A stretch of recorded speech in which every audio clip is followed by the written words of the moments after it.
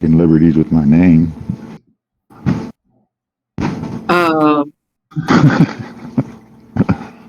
Yes, dog. Yes, I was. Yeah. Libertarian. Locks it on monkey lips. And that's where we start our recording at. Right? No, I mean, really, that's the first thing that you said after I hit go live. Oh, beautiful. Hello, folks. I'm not going to explain it. Just understand that Dog has a game he plays with names. We'll call it that and say that's what it is. Want to play the name game? Yeah. AKA, how much can we fuck up the English language today? I mean, that's something we do on a regular basis. I mean, I wasn't going to be insulting, but if you went there. Debbie, we always go there. We start there. That's the starting place. So, anybody want to be domestic today? Right? Anybody want to do the honors on our synopsis? Besides, which character are you playing tonight? Queequeg, thank you. Queequeg doesn't want to do it. What the fuck, Steven? It's time one of you guys started pulling your weight. No! I love it. That was beautiful. I have noodle arms. I can't pull shit. That sounds like a you problem. I'm lying. I'm too big.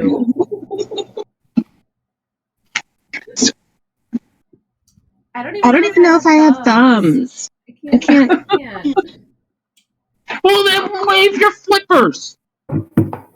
I definitely move. No, I have fingers. I just don't know if I have thumbs, so I clearly can't carry anything worthwhile. That's a you problem. On that note, anybody? Come on, guys. I cannot be the only one who remembers shit. You might be. That is 100% not true. It's not that I'm the smartest one in this whole group. You're not the smartest. You're just the one with the elephant memory. No, that's it. We all got CRS. Elephants remember everything, but you forgot my mama. Yeah, you forgot little Git.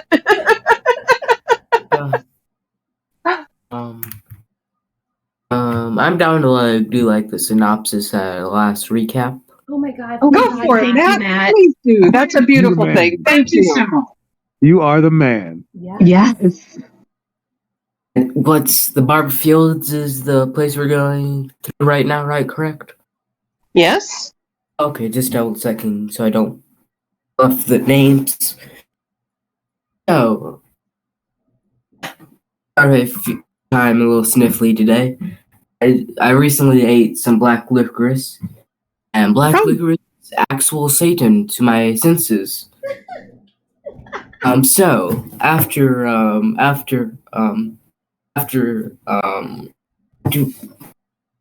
remember pretty much everything, but it's hard to format. After the fight with Geico that Tesco had, and eventually making up for all that, and we all ate and had a long rest, where we had a mysterious group dream, including the other party, and eventually we decided to set off towards the Arbor Exemplar, because we have a weird compulsion to finish the quest. During which we've had quite possibly our longest stride without any long rests or short rests, and we've been told that there are some demons locally, And we were just continuing moving. I believe I just forgot the very last part. I'm sorry. No, that's all right. You had the last part is that you had arrived at the Arbor Exemplar. And I told you that we would take up with what happens at the Arbor this week. So you did very well. Thank you, Matt. So the party is currently at the Arbor Exemplar. It is late evening. You are in the middle of what seems like a barren, desolate, endless waste of dry, cracked ground that is split and broken apart by rifts and chasms and pierced by rocks and the desiccated shreds of trees that are sort of almost petrified as they stick up from the ground in thorny and piercing growths that make it not just difficult terrain, almost impossible terrain, unless you're actually on the pathway or the roadway through the barbed fields, which travels in a relatively direct route from the caravan outpost to the Arbor Exemplar, at which point in time it splits. To the southeast is the road to Rosona, the capital of Jorhas. To the north, almost directly north from the Arbor Exemplar, is the road to Bazuzat. The fields themselves are known to be the home of some of the worst monstrosities, aberrations, and demonic creatures that can exist on this plane. Because this field, the barbed fields, was the location of the final battle of the Cataclysm. The place where the primals and the betrayer gods battled the gods. The place where the divine veil went up between the celestial and infernal realms and the prime material. The place where all of Exandria was cut off from the celestial and the infernal and the abyssal influences by a gate that prevents the more potent beings from coming through directly. This is where that all happened. And the Arbor Exemplar itself sort of marks a combination of a temple that commemorates it, a gatepost or a monument that serves as a reminder that it happened, a reminder of the way Exandria used to be, what it used to look like, and what it no longer does because of the breaking of the Cataclysm.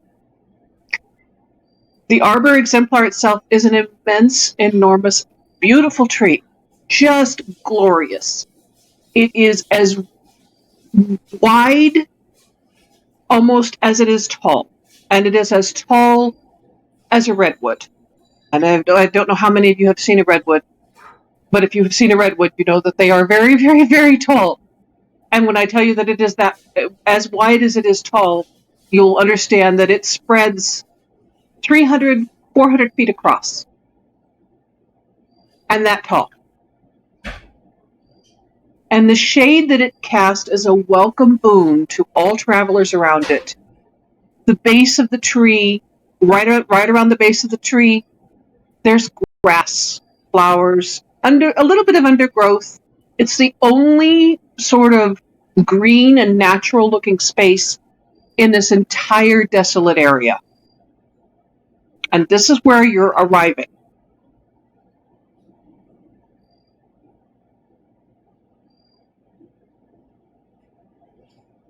And Jojito, you have a charge laid against you to do something when you arrive at the Arbor Exemplar.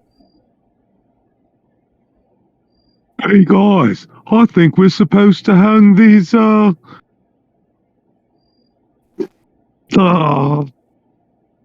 Necklaces. Amulets. Who? Amulets. The little amulets or necklaces. At this tree. Oh, that's right. You were telling us that. Okay. How are we going to reach up there?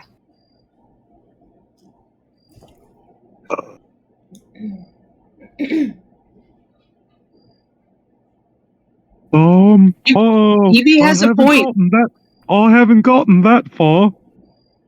Evie has a point. The lowest branch is probably 60, maybe 70 feet above you. Hey, Galsarian? Yeah. You know anything that might be able to help us get up there?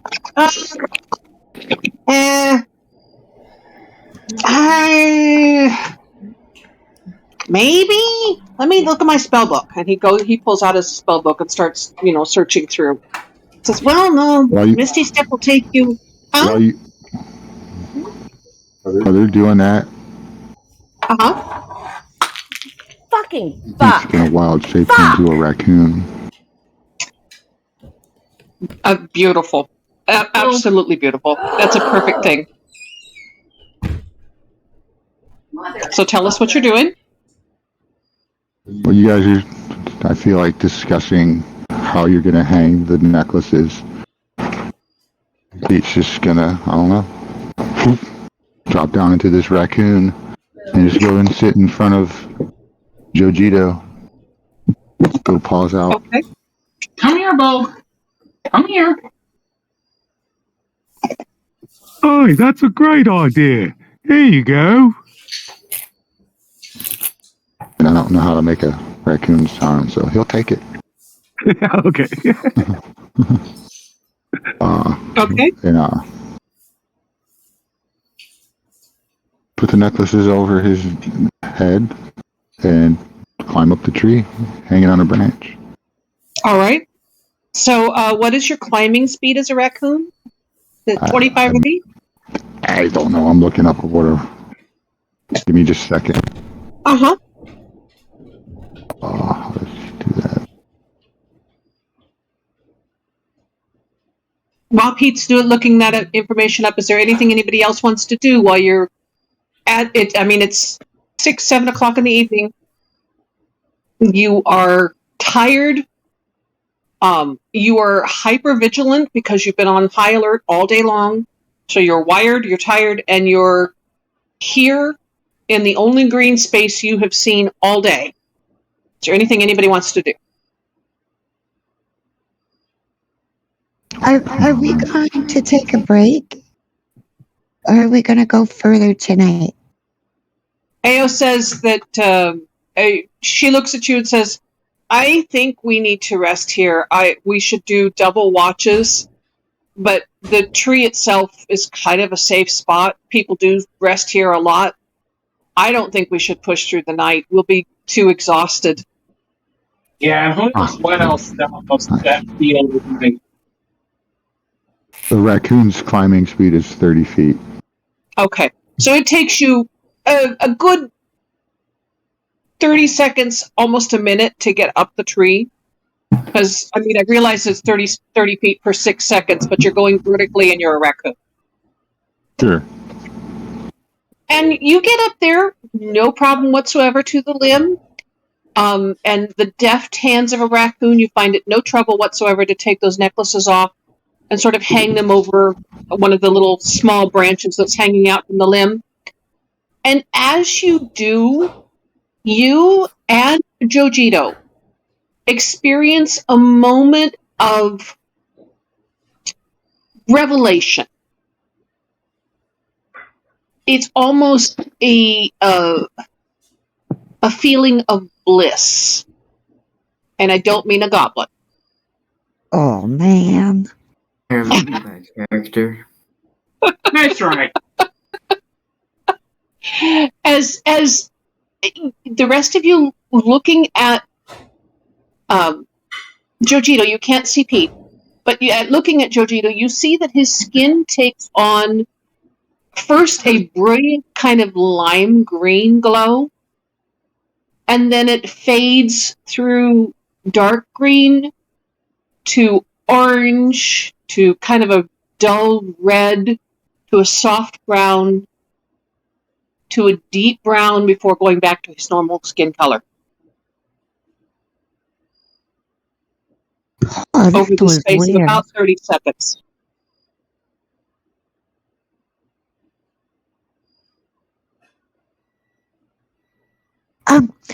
I think you may be sick, Joe.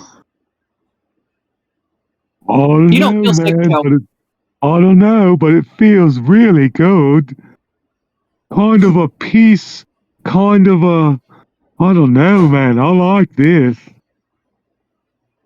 Okay. Hey, Geico.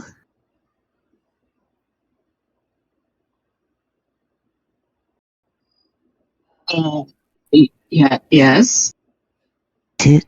Have you ever climbed a tree? I am physically capable of doing so. I don't find it particularly fun or entertaining, but yes. Okay. I was just wondering maybe if somebody would want to climb up the tree with me. So, I'm just going to look at Quag. Are you determined to climb the tree? Are you going to do it? You're going to climb the tree? Am I correct in assuming that? She's going to put her hands behind her and kind of scuff on the ground and... No. You are a liar. I will follow you up the tree so that you don't fall and break any part of your body. What's this about Quag? She looks over at Quag and she debates on whether or not she could talk him into climbing the tree. And then just kind of bursts up laughing because Quag climbing a tree is hilarious. And then she's going to look at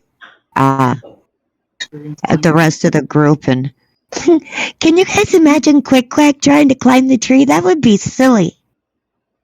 No, you can't call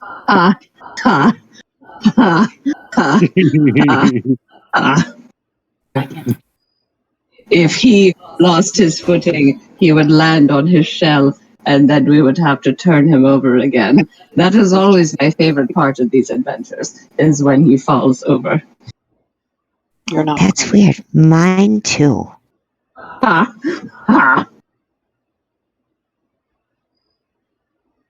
And Quakeland's just going to stand there listening to this and just pick up his stuff and go help with the fire. Quag, are you sure you do not want to climb the tree with us? And he's just not saying a word.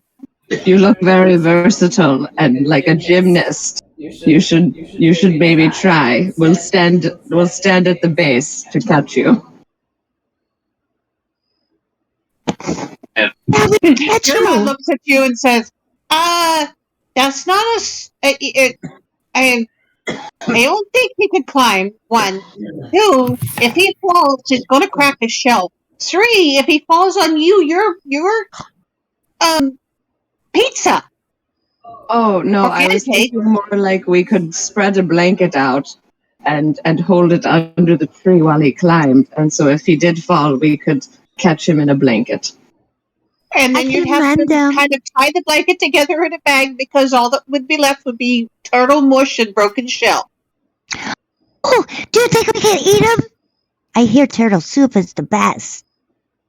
I have eaten turtle soup before. It is absolutely delicious. But I don't think a friend turtle soup would be... I mean, it probably still would taste very good, but I feel like we would maybe be sad about it. Maybe when I grow up and I'm a lizard folk, then maybe he'll taste good. I'm sorry, what makes you think you're going to grow up into a lizard folk? That's not how that works. Because I'm going to grow up to be just like you. That's very sweet, but there's biology involved, and you do not have the proper biology. Okay, fine. Can I grow up and be a Goliath like you, Joe? I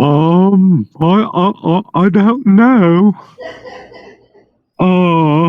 I mean, there are spells that can make you a Goliath. Ooh, or I could be a dragonborn like Tezcul and have that. Dragon breath. And Pete, while all of this conversation is going on below you, Kaka flies up, lands beside you in the tree where you're kind of sitting there experiencing this moment of peaceful communion with the deity or the influence of the tree itself. And he starts pecking at these amulets, which are shiny.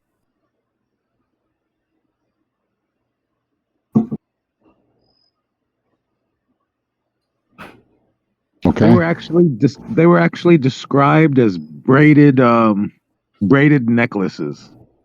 Right? Vines. Yeah. Right? I think it was vines or like twigs and like natural materials.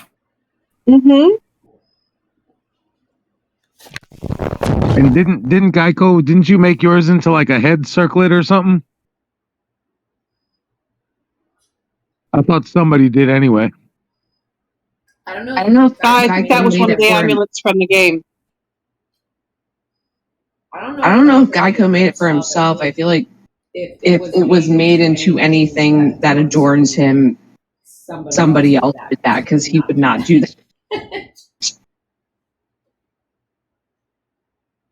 So Kaka is pecking at the necklace that is shiny, sort of polished wood in a few places. And you notice your raccoon eyes spot that they are carved. The necklaces are carved, and they have sort of a polished, like a cabochon or flat piece in the center that has the image of the Arbor Exemplar on them. Okay. But Kaka is very definitely attempting to remove the amulet that you just placed there. I'll shoo him away. Okay. He's almost... you're a normal-sized raccoon? I assume so. I don't know. I'm asking you. Did you change into... You're a large person. Did you change into a giant raccoon or a normal-sized raccoon? No, I assume it's just a normal raccoon. Okay. I didn't look up stats for a giant raccoon. Right. Kaka as a raven is not ounce for ounce equal to a raccoon, but about the same rough size as a raccoon. Okay, that's a big ass raven. Yeah, he is a big ass raven.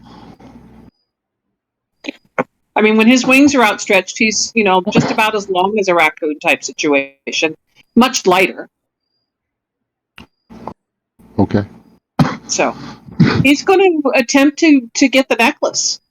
What are you doing? Okay, I shoo him away.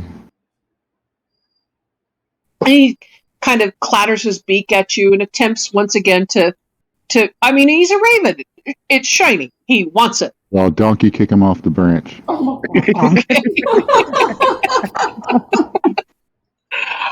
Roll a, I think that would be an acrobatics to retain your position on the branch. Just trying to Sparta kick him off.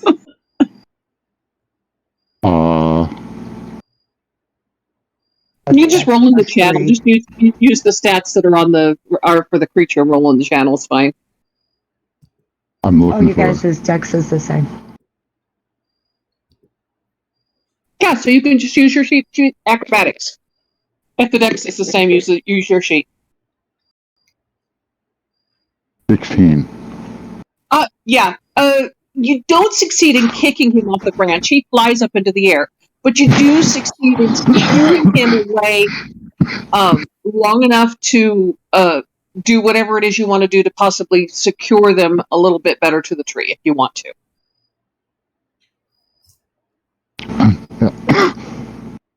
And Pete will chatter angrily at him, shake a little fist. That is adorable. Oh my god, I love it. And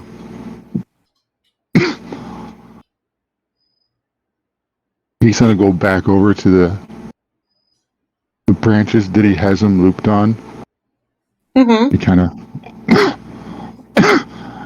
and gonna pull it up a little and give it a little and like pull the bottom up and through it so it's got like one loop around the branch. Right, sort of slip knotting them and tying them in place. Yep. Okay. Yeah, you're easily able to do that. Threading the sort of bulge of the necklace part through the thinner strip that goes in the back, and making it slip knot on the branch. Easily done. As you do that, Caw looks at you, clatters his beak again, lets out a caw, and flies off. He'll shake another fist at him. All right. Are you going to hang out in the tree, or are you going to go back down and join your friends? Can I hear them talking? Yeah, they're right underneath the tree, and 60 feet is not that far away. The raccoon has really good perception, so the raccoon has great perception. 60 feet is not that far away. They're right directly underneath you, and they're not trying to be quiet. Are there any bugs or fruit, or what kind of tree is it?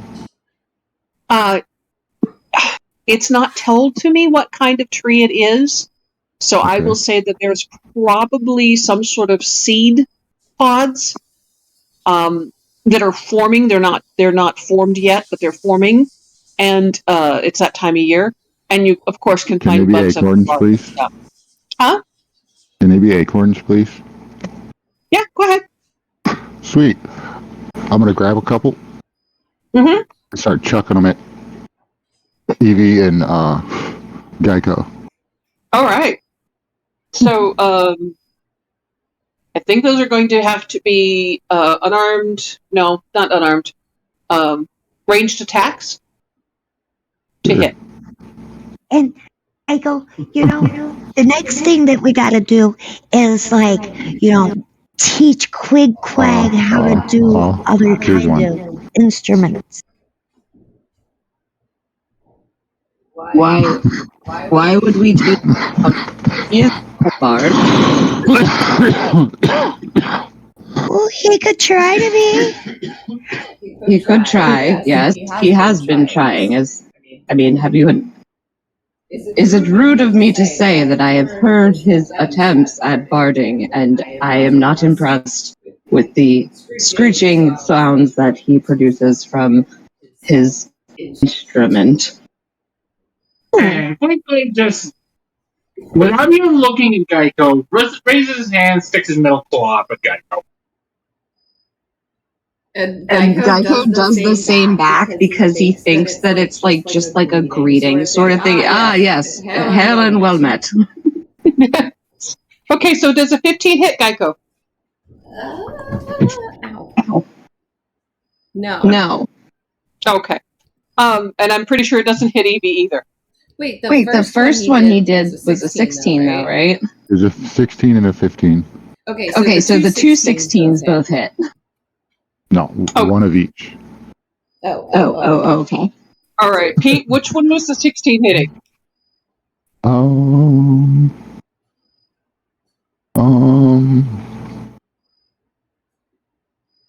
Flip a coin. Geico. Okay, Geico, you are in the process of flipping Queequeg off with this wonderful new gesture he's taught you that is a lovely shorthand for saying hello to people. Yeah. And you're hit right on the end of your nose with a green, hard acorn as the chittering sound of Pete comes from above you. Ow. What? Ow. He rubs his nose and looks up. If you could imitate Pete's laugh in a raccoon voice, that'd be great. Do it.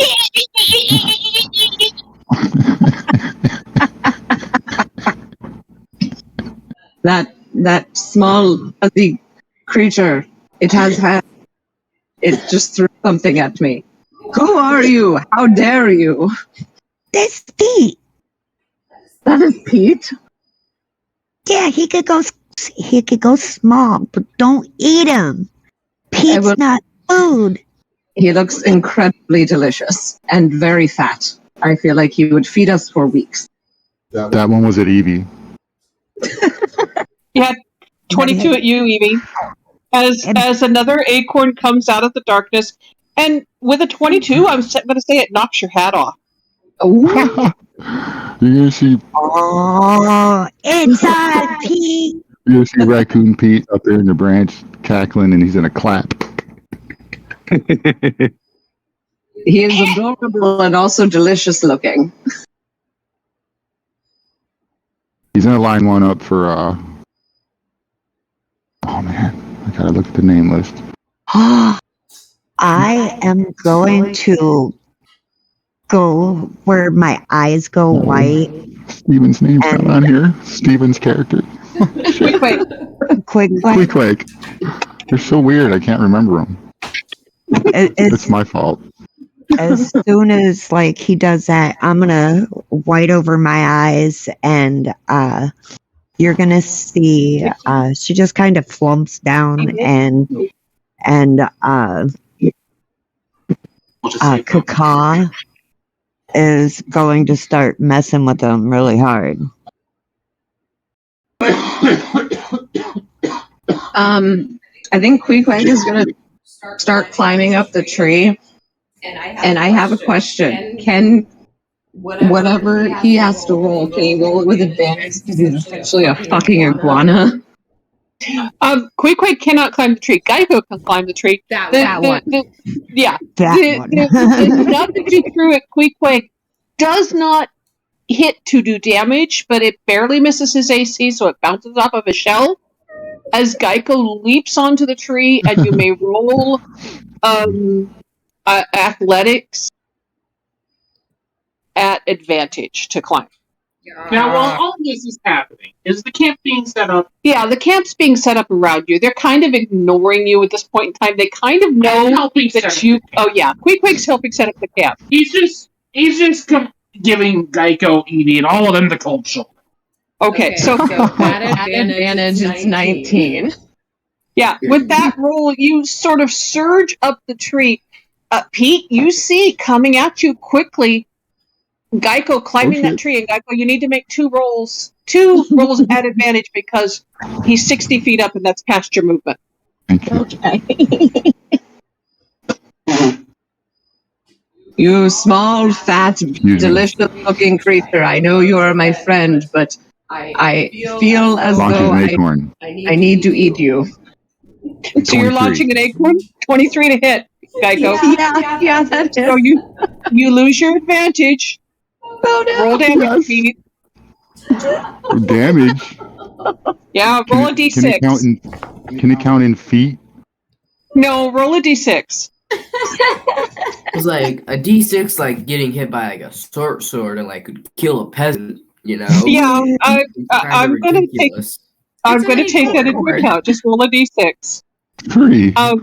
Yeah, you do a total of 2 points of damage as it bounces off of Geico's eye ridge, and it makes it so you can't see really well for a second, Geico. You're not badly hurt. You just kind of take a ow to the face. He blinks and like the eye that got hit is like looking off into a totally separate direction. The other one is still focused on Pete. Oh my god. He's going full iguana. You mean chameleon? Yeah, that one. Well, iguanas can do the same thing, so both. Chameleon's more well known for it, though. True. I'm coming for you, fat, fuzzy man thing that I will probably eat you today. So Kaka, in the meanwhile, has been ordered by Evie to badger Pete. So Evie, tell me what you're doing to control Kaka and what you're having him do. while this is going on. I'm gonna slip into familiar mode, and so he's gonna kind of bank off, and then every time he goes to throw an acorn, Cacao's gonna kind of fly under and like try to tap him on like his underarm. Okay, so for mechanical purposes, from this point forward, Pete, your attacks are going to be at disadvantage because of the fall. Right. Okay. And then I'm gonna look at I'm gonna also have him pull the tail too. And I'm gonna look over at Jojito and be like, Do you want to race Geico to the top? I'll try. That's cool. You win? Let's do it. I don't get any satisfaction in such activities. Oh, that's okay. Just admit you're a loser. Bye. And she's gonna start running up the tree. How are you running up the tree? Not running, but like grabbing. Climbing the tree? Oh my God. You know what? Do I have fucking? I do not have spider climb. Damn you. If you're going to attempt to climb the tree, it will be a skill challenge, and it will be a disadvantage. You are very small. This tree is very large, and there are no branches lower than 60 feet. Yes, let's do this. Uh-oh. My God. The taunting, though. I'm going to bless myself as I go up. No, all right. Level. I don't need a third level. But you know what? I might do it at second level and give Joe some too. Let me see. Okay. So yeah, it's still up to 3 characters, so I could do it on first. Reroll initiative. So far it's still a contest. The only one actually making attacks is you, so there's no need for No, I mean, yep. no, I don't mean like that, but it would keep a turn base as we climb the tree. Yeah, that's maybe a good idea. Yeah, go ahead and give me initiative for Pete, Jojito, and Geico. Oh, Lord. And Evie. Oh my God. What are you doing? 5. Oh my God. 10. 15. Come on, give me a 15. The second one's just rolling because it's a little warm. I need to move my computer. You sure that racing up a tree doesn't appeal to Taz's sense of... Right? It might now that he was called. Yeah, now that he was called a loser, I feel like maybe. Maybe. Little bit. I roll initiative, perhaps? Are you going to climb the tree? Yes, I have a very funny reference idea that might be hilarious. Oh, God. All right, so if you're going to climb, yes, you may roll. If you're not going to climb, no, stay out of it. How do you calculate your jump again? If you go and like click on your movement speed, you should get something that pops up. I think for you it was like 1.5. It should tell you how to do. You do this all the time. There's your raccoon sound. Right, weirdo. I can honestly say that is what a happy raccoon sounds like. I had 3 of them for like 3 months. A friend had one a long time ago. Long time. But the raccoon was cool. It'd sit there and like box with you like. And when they wanted to like mature and then they want to be aggressive. Ours like when they wanted attention, they would literally just like climb up on your lap or like on the armrest next to you and just go. I think Paul is right. I can't really find it, but I think jump is half of 1.5. Like 1. No, that's a long jump. I don't know. DM. It says Yeah. each foot. Hold on. High Go ahead. jump. When you make a high jump. Oh crap! Hold on. My tablet turned on me by accident. Wait a minute. It's No reloading. worries. Love that. Is that what Yep. you're trying to do? Is a high jump? He's Yeah. trying to high jump Well, then, and land yeah, on the trunk. That's totally what you would go by. Is what's right there. Explains it. Yeah. I just wanted to read it to the DM just for her edification. Okay, go for it. Mhm. Please do. Always needing edification. I'm not sure how to. I'm still reading it. I'm still not sure how to calculate it. Is all. I'm going to post it in chat. Oh, there you go. Okay. That's even better. High jump. Okay, so 3 plus your strength modifier. And So then what is your? Hold on. Read towards the bottom. It says each foot you clear on the jump costs a foot of movement. Okay. So if your movement is 45 feet and you jump 5 feet, that means you can jump 5 feet and then move 40 feet. Do you see what I'm saying? Yeah. So what if I jump? What if all right? Now I'm gonna spend a key point, and that doubles my jump. Okay. So in that case, with a movement of 50, with a movement of 50, does that mean I can jump freaking 100 feet in the air? Well, no.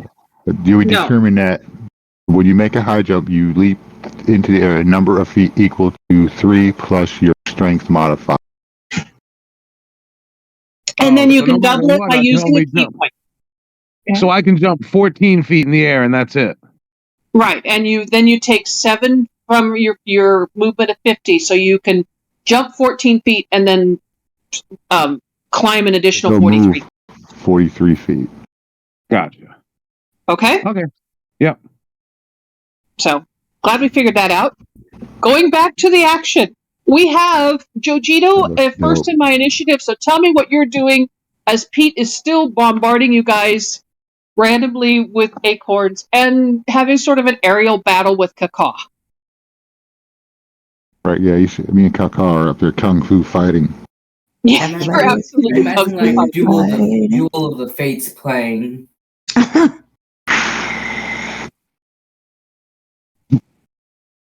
I reckon I'm gonna freaking jump 14 and then try to scale the rest. All right, so I need you're a monk and you're incredibly strong. I will let you roll athletics, not at advantage, but at a regular. You won't have any kind of disadvantage. Go ahead. Yep. Rolling.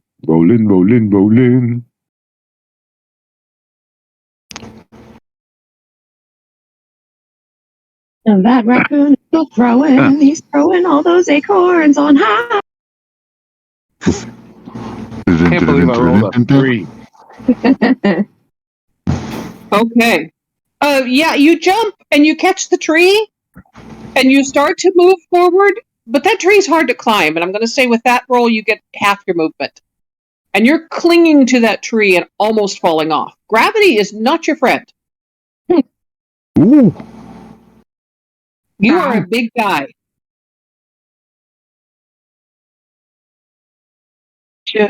The Fabio of the party is attempting to climb a tree.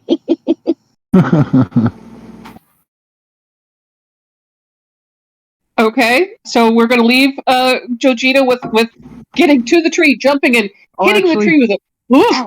Can I bonus action dash? Yeah, you can bonus action dash. As a monk, I can. Yeah. Yep, you can bonus action attempt to dash up a little further up the tree, but I do need another roll. You should have a climbing speed you're going by now, though. All right. Let me find that. You click on that movement. It should be half your regular movement.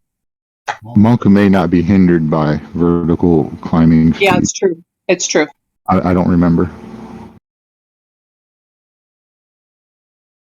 It still says on my sheet anyway. While climbing or swimming, each foot of movement costs 1 extra foot. I'm gonna take a look.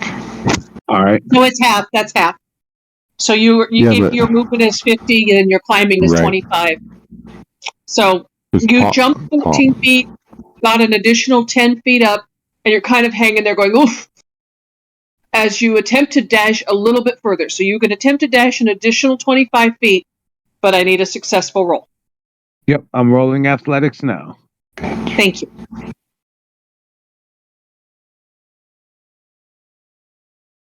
Pete, are you going to do any attack while he's attempting to do this? You do see him coming up at you. Well, it's not my turn. I can't. Is Joe? He's using a. Is it what is he doing? An ability check? He's rolling athletics. Okay. Can I use a reaction? I'm giving him bardic inspiration. All right. So you have bardic inspiration. I did mention I blessed him, right? Right. Yep.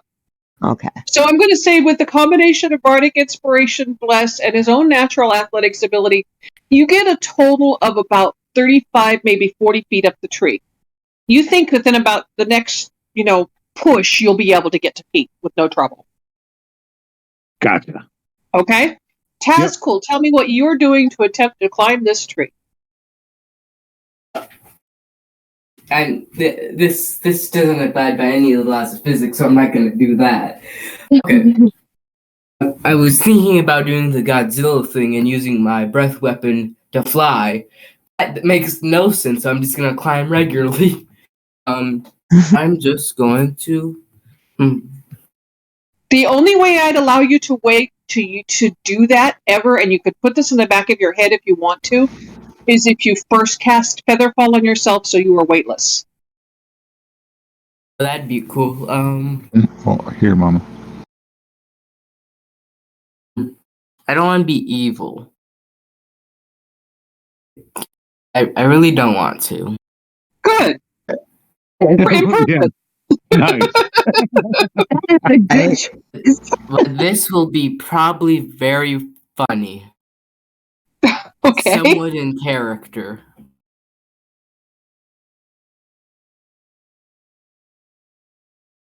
How far is Joe up? Just got her. Just asking. So he's about 40 feet up the tree. He's about 40 feet up the tree, so that puts him about 32 feet above you. 34 feet above you.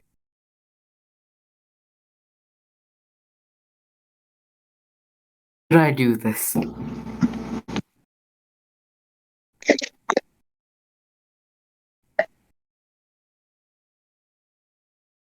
Okay, I'm just going to use my movement to climb the tree, if that's okay.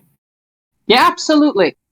So I need a successful athletics roll from you to attempt to climb the tree because you are also a very large, very heavy creature, and you will then be able to climb half your movement speed if we make your successful athletics roll. Now, did he have the bless, Evie? No, because I didn't think he was going to do it. Right. Okay. And it only does 3 people. So you did the 3 that said they were going to do it right away. Okay. But you successfully rolled, Tazcool. No, I did not do Geico because we're racing Geico. Me and Joe is. Right. So Tazcool, your claws go out, and I picture you kind of climbing the tree, almost like a bear does, where you deliberately sort of sink one hand and then the other hand's claws into the tree and sort of do the lineman thing up where your first your front legs go into the tree and then your back legs sink the claws in and then you move your front legs up a little bit further. You're slow at it, but you're successful at getting half of your movement speed up the tree. Okay. Okay? Okay. All right. Now you still have your bonus action. Is that my full action or just my movement? That's your movement.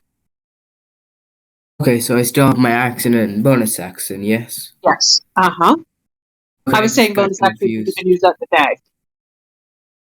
I can use a bonus action to dash? I think so, yes. That's a monk thing. Oh, it's a monk thing. Never mind. You would have to use your action to dash. I was just kind of confused. Yeah, I was too there for a minute. If you click on your bonus actions tab in your character sheet, it'll tell you everything your character.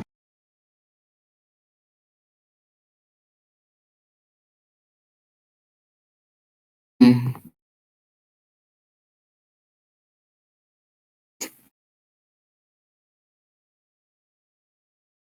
I'll come back to quick right here. I got some more. Okay, I would like to cast a spell. Okay, what spell are you casting? Let me display it on VTT. Command. On whom?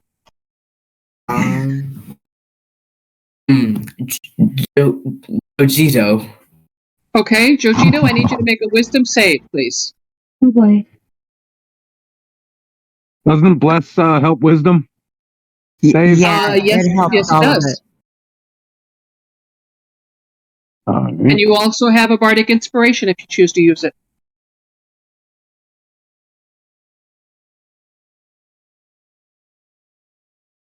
Yeah, that bardic inspiration is a 1d8.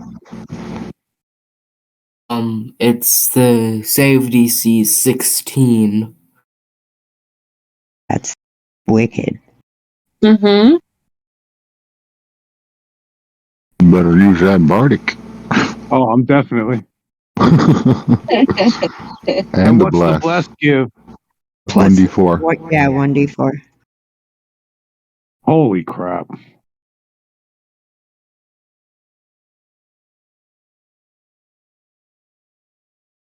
I'm pretty sure I'm got.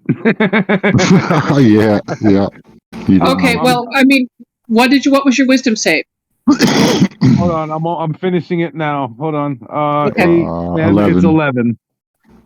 Okay, so with bardic and bless, you rolled an 11. Yeah. Yeah. Oh Lord. Yeah, like I said, I'm got. Ouch. Damn. You rolled a 1 on the bardic. Okay, all right. So what was your command there, Tazcool? Gravel. The target falls prone, and then it ends its turn, or then. Oh no, he did gravel. Yeah. Okay, Jojito, you are. You're 40 feet up this tree, and I feel like I know this tree is sacred. I was just blessed by this tree. I'm not worthy to be on this tree, and you relinquish your hold and fall. Wait. How far away is he from Geico? He's directly above you.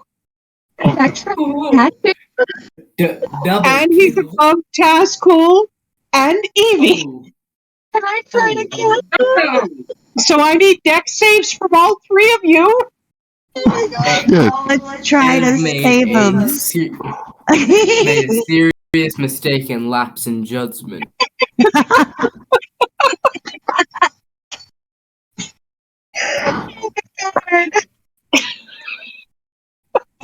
You can't write this shit. You can't script it if you wanted to. I got an 8.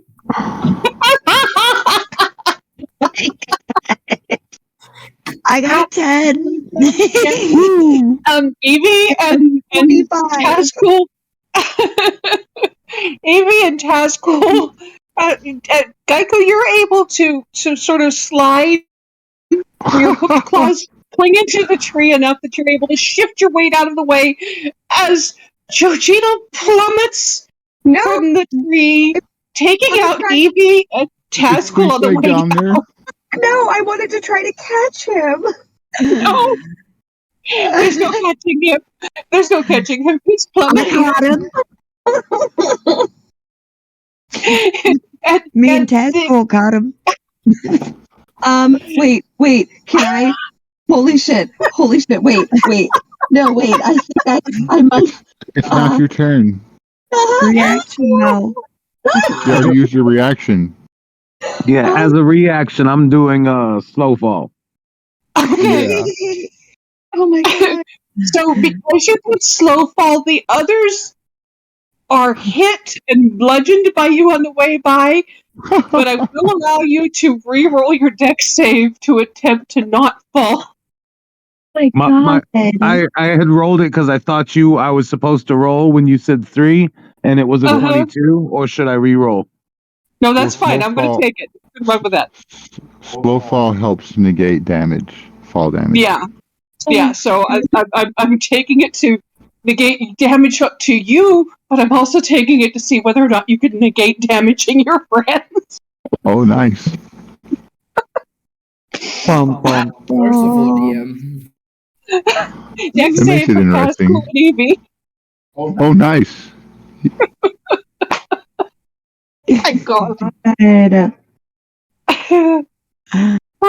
5. Yeah, no, Taskell, you do fall all the way to the ground. And how much your movement speed? My movement speed? 30 feet per round. Okay, so you fell 15 feet. Oh, which means you take a D10 or a D6, I forget. I think it's a a D6 for every 10 feet.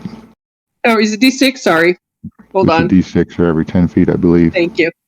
Might check, but... I'm not worried about it. But it's over a certain amount of feet, too, so I think at 15 foot it wouldn't even do anything. Yeah, I'm going to say that you take 3 points of damage from falling. I could be wrong. I think the rule states it's like over 30 feet or something like that before you start taking damage. It's over 20 feet. And 20 feet, okay, yeah. So you take 3 points of... It's not so much falling damage as it is being bruised by Jojito damage. As you and Jojito hit the ground, you made your save, correct?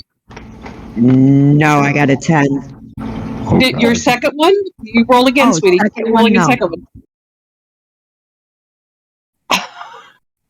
Roll a second one and use your bless if you need it. Oh yeah, I forgot all about my bless.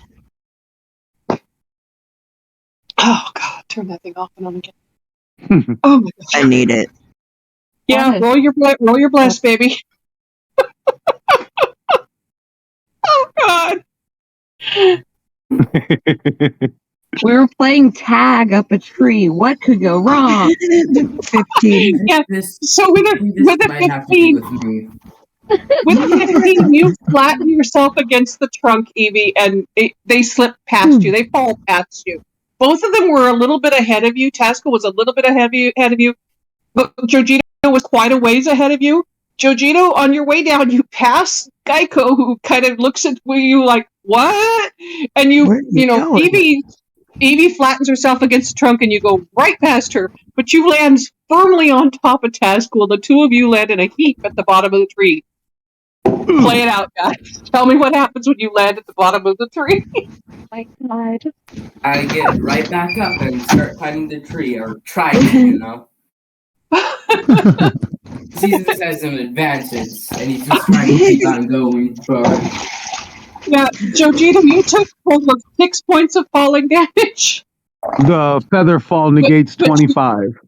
But yeah, so you cast your slow fall, so you're okay. And then, all right, this time I'm going full out. I'm spending a key point, but I'm gonna spend a key point for freaking Step of the Wind. Okay, I'm going to come back to you because in our initiative order, it is now Geico's turn. Gotcha. Geico, you saw them fall and land the heap with a whoop at the bottom of the tree. Bless you. Bless you. Bless you. I'd like to have been blessed. Had I had known, I would have. Yeah, Geico watches them fall like, what is happening? And then, lizard folk, he just kind of shrugs and keeps climbing. Of course he does. Of course he does. Athletics roll, please. Do I get to do it at advantage again? Because Yes, fucking yes. iguana man. Yes. Thank God. Nope, it's not that much better. 9. Yeah, no. You've hit a patch of area where the bark on the tree is just not adhering to the tree very well. It's been damaged by insects or something. And as you're trying to climb and move forward, it sort of comes away in your claws. You're not falling quite yet, but you're not making any forward progress. I'm gonna use oh god.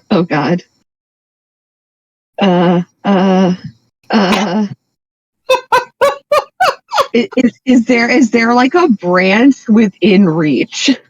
No branches for up to 60 feet, baby. I'm gonna use bite, and I'm just gonna try to bite into the tree to like keep myself there. All right, yeah, no. With your bite strength, you're able to sort of get a hold of a space where the bark seems to be pretty closely attached, and you are now clinging to this tree exactly like a gecko. Okay, cool. And yeah, that's Okay, Evie, you are plastered against the tree. Jojito and Tazcool have just fallen, landed in a heap at the bottom of the tree, and are attempting by various means to climb the tree again. I'll come back to them in a minute. What are you doing, my dear? Wait, really quick, I'm so sorry. I do have a quick question. In Yes, terms of either a bonus or a free action, how far away is Evie from me? She was directly below you. Can I just kind of like extend my tail just in case she needs it? You have a very short spiked tail right now. Like, could she reach it? And maybe at the end of her turn, depending on how well she does on her turn. Okay.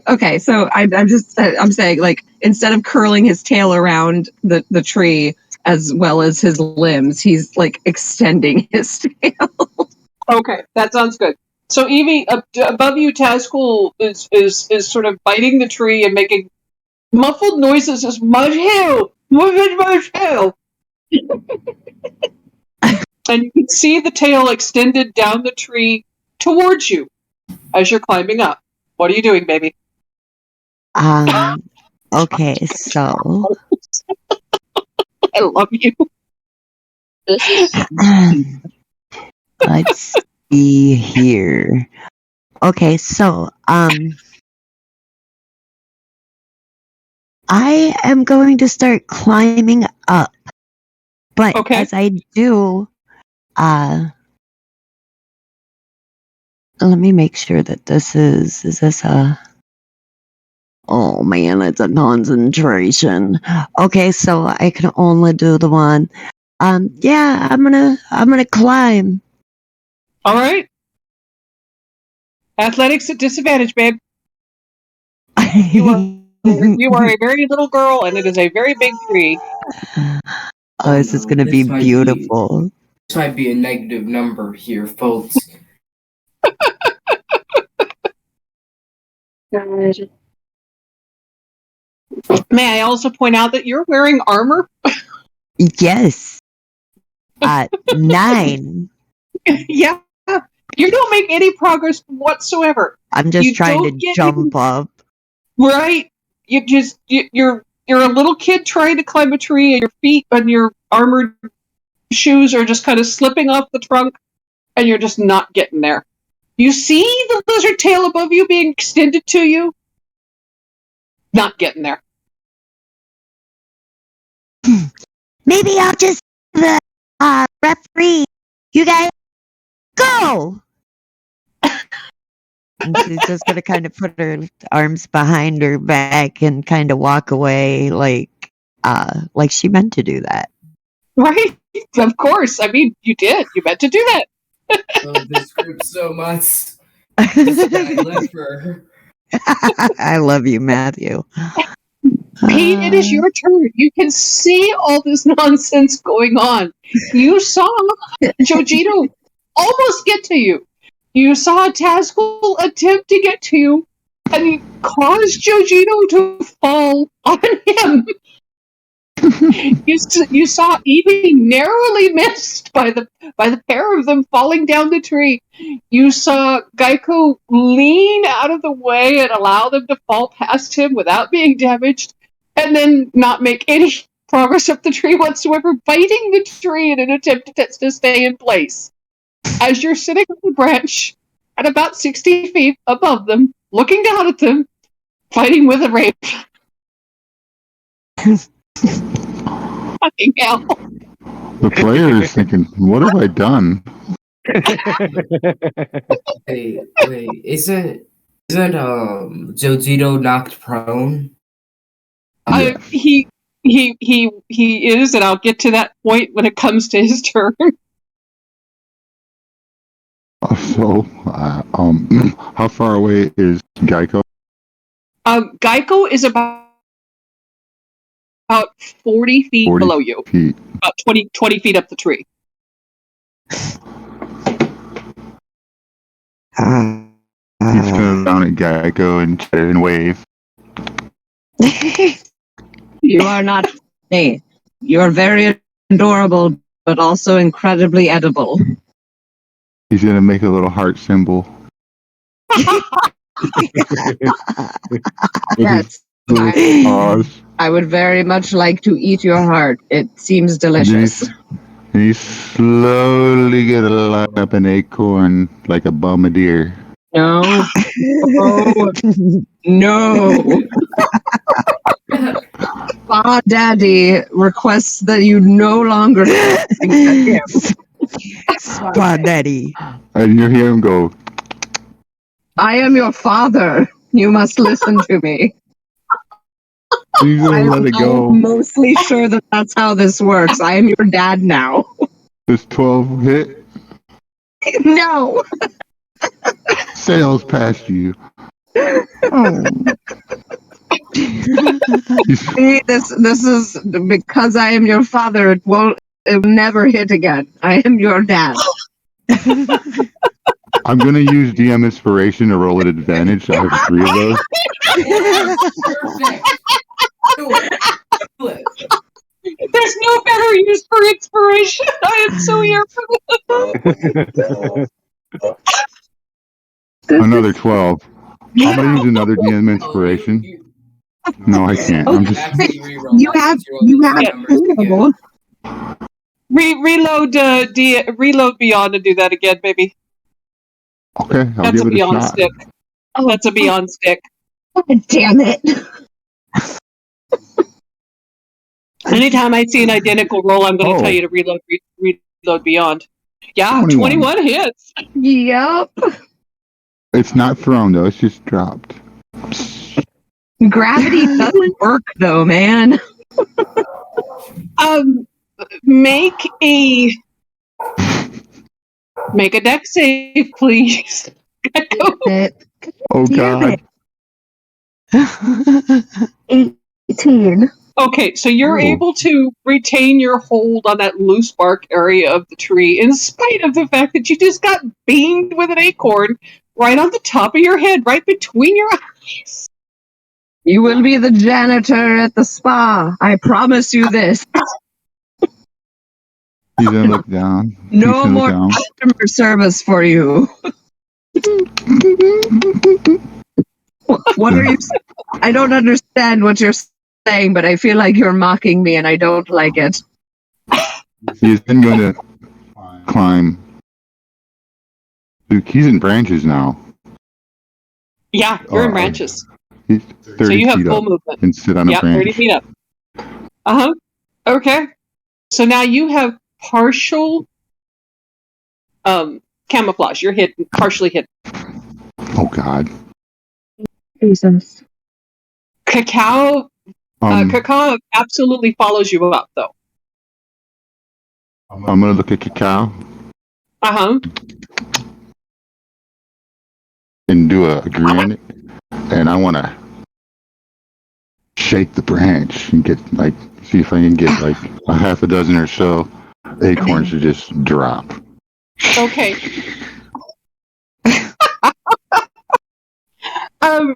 Roll athletics to shake the branch to see if we get any acorns to drop. I mean, right? It might not even work.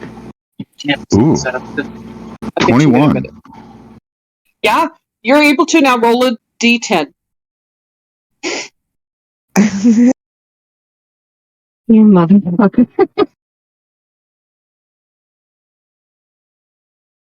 3. That's stupid. Oh, so 3 more acorns fall down, not aimed. So I'll give you a dex save at advantage to avoid the acorns there, Geico. Thank you. Thank you. I appreciate that. So that's a dirty 20 and then a 25. You're not only able to avoid the acorns, you actually make a little progress, an additional 5 feet up the tree. Ooh, nice. Hey. I am coming for you, fat, delicious creature. Cacao has stopped. Avi, I'm guessing you've stopped causing him to attack Pete. Yeah. Now he's Okay. just doing it on his own. Yeah, no, he's not attacking Pete anymore. He's into this. So he's kind of sitting there going, "Ah!" and looking Right, at you you have and pointing where the two more acorns are. The 2 most mischievous animals in nature. A raven and a raccoon buddied up. Yeah. Oh my It could derail any party.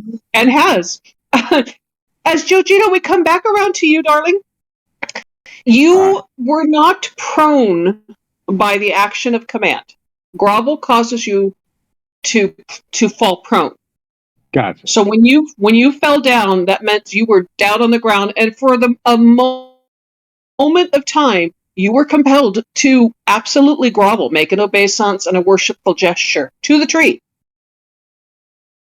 And when you're knocked prone, it takes half of your movement to get back up again. Yep. So whatever movement you're going to do this turn, half of it's gone because of the prone. Right. Okay. All right. And then it says with what is it? Where'd it go? Step of the Wind. I can spend a key point to disengage or dash action as a bonus action on your turn, and your jump distance is doubled. So does that mean I can jump and dash on my jump the 14 and then dash? You'd be able to jump the 14 and then dash 25.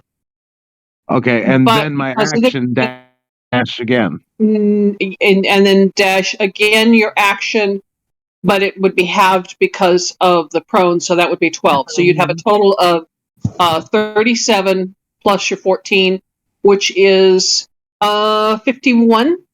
Yeah. Yeah, 51 feet. Gotcha. But I gotta roll after Say that mechanic again, please. How you? Yeah. He's prone, so he gets half of his movement, but his movement is halved because climbing. So his movement is 50, which then is half to 25 because climbing, which is then halved again because of prone. So that's 12. And then he's Step of the Winds, which gives him his dashful movement, which is additional 25. So that's 12 and 25 is 37. Yeah. And then his jump is 14 on top of that, so 51. Okay. And I need a successful athletics roll. Rolling. Math! I can do it! Fuck no, I just thought I heard at least one of us. Right. I thought I heard an extra dash in there. I'm like, wait, hold on. Yeah, no. I think we got it right. I think you did, yeah. Yeah, with a 23, you're able to accomplish this, and you don't get the full 90 feet up to where Pete is right now, but you get about halfway there. Further than you were before. Oh, yeah. All right. And I think that's all of your movement, because you've used your bonus action, you've used your action, you've gotten back to your feet from being prone, so that's everything you can do this turn. Everything I can do, yep. Right? Okay. And so far, just to be clear, you have burned 3 key points on climbing this damn tree. Damn it. Yeah. Okay, Yes. got it. I think we're at 5 or 6 spell slots and 3 key points burned on this tree. Stupid tree. Y'all are crazy. Tazkul, what are you doing? Are you This is having your fun? turn now. I'm gonna do it again. Oh my god, love it. I'm gonna be smart about it. I kind of like do it before climbing, so I don't take a bunch of damage. Smart man.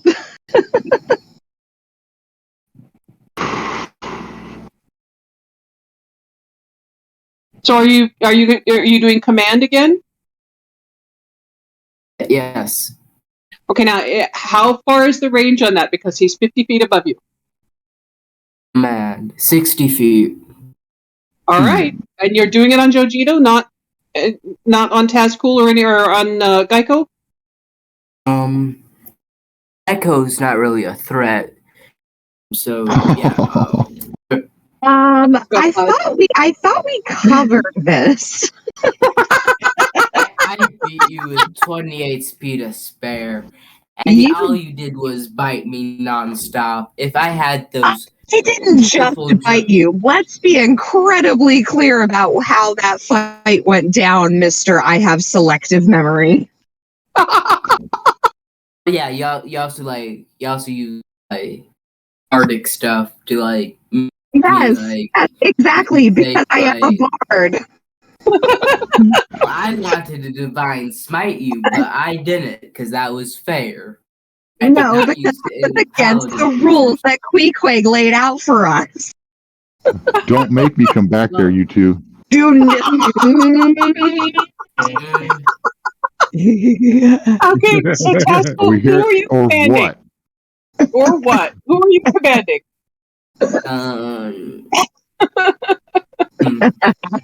I don't want to be petty, so I'm not going to target Aiko. So I'm going to just target. This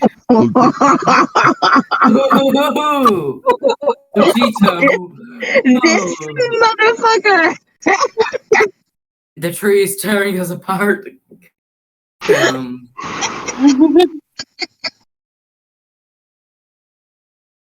Rolling wisdom now. Rolling wisdom, and you do have your D4, but you no longer have barding.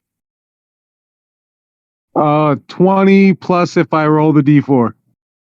Okay, so I think you saved this time. You learned, and you kind of were expecting it. Hey, he's lucky too, because I was gonna aim myself this time. You were gonna aim your falling body. Hey, I have a +7 to athletics. I was going to aim. If I had to push off the tree, something. Oh my God. Okay, that's enough tree climbing. Tezu's just gonna walk off. Oh my God. Okay, so Tazkul walks off, joining Evie, who has backed away to referee the climb. We are left with Jojito and Geico climbing. And Geico, it is now your turn. Okay. All right. Oh God, this is beautiful. As a bonus action, I'm giving myself fucking bardic inspiration.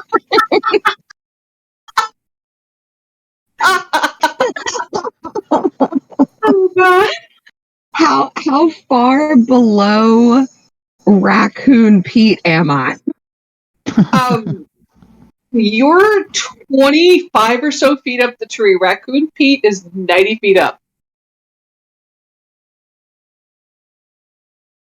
And Jojito is below me still, or is he above?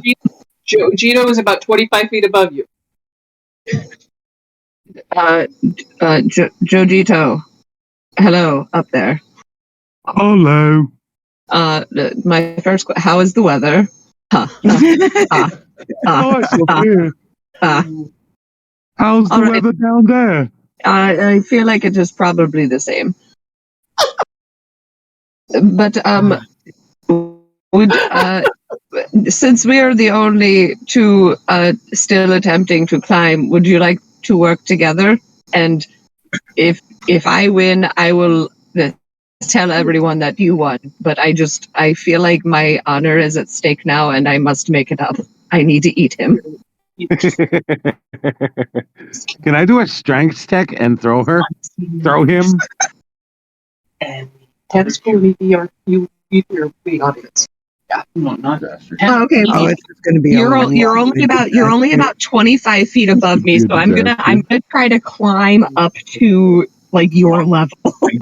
Gotcha. Yeah, do that first. So athletics at advantage. Oh Jesus, please do better. No. Oh my God. Wait, no. I have bardic inspiration. You do?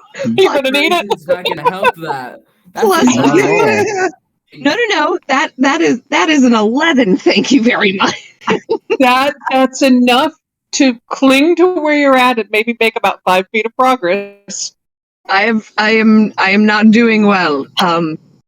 You must go on for both of us. Go on without me. Without me. It's cold.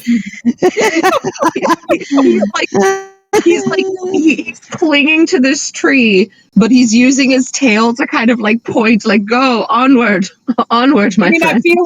I feel like the bark where you're at on the tree is a little bit like a eucalyptus coming off in strips, and you're sort of clinging to the strips of the bark as they come away in your claws, and you're sort of half anchored to the tree with one arm and possibly the claws of the leg, but your other limbs are just flailing for a grip and not getting it. Just promise me that when you make it up there, you will throw him down, and I will catch him in my jaws and devour him. I will share that. I promise I will share like one leg with you.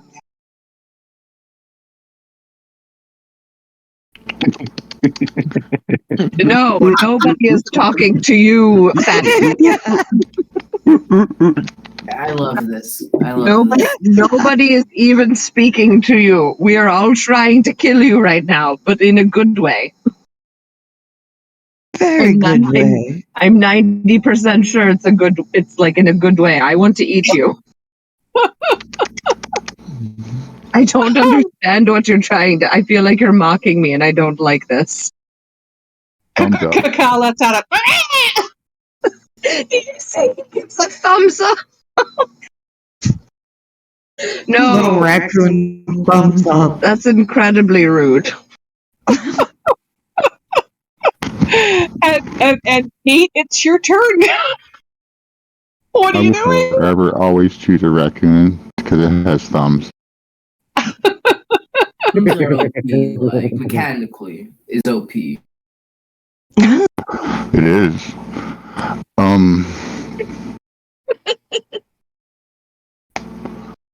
Well, PC's Jojito's really making him. And now he's intrigued on what's at the top of the tree. Damn it. All right. But he gets to do the race, so he's chuck an acorn at Jojito Okay. for 20. Net dirty 20. Yeah. Is that hit? Ouch. Ouch. Ouch. And move up 31.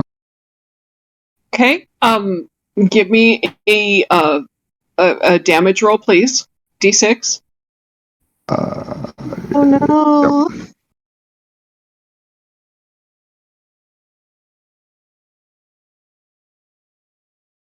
Yep. With a 5, you take a total of 3 points of damage there, Jojito. Gotcha. You can tell me where that thing hits you that it does 3 points of damage.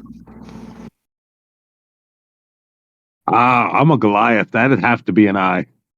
Yeah, it hits you kind of like at the corner of your eye where it hits the eye socket below your eye and instantly gives you a mouse.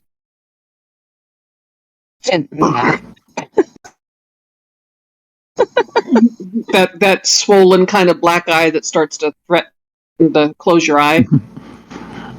You see the raccoon Pete kind of wince like, ooh, that's gotta hurt. Yeah. Scurries up. Oh, shit. All right. You're using your full movement? Are you using your dash? Who? No, you can't use your dash. You threw your rock. You don't have one. So yeah, full movement up. So that puts you with a successful athletics.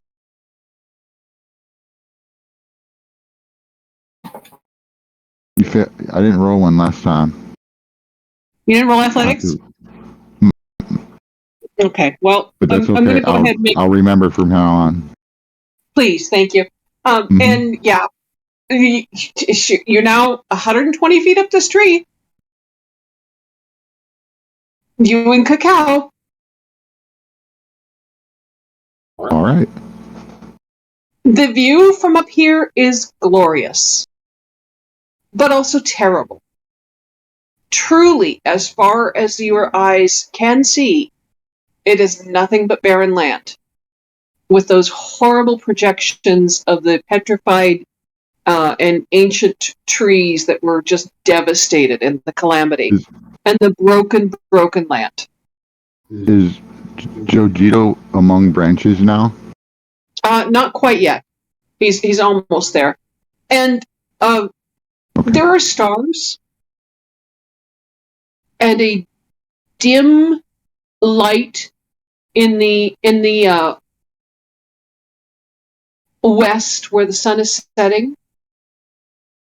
And off to the east, you do see the stars coming out, and the beautiful moons of Katha and Rudis shining in the sky. When you wild shape,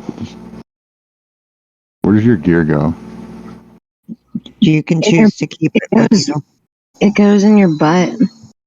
It kind of morphs into you. Does it morph into you? Weird 90s commercials. Yeah, you absorb it. You say like into the booty. You say like it doesn't. And that's my turn.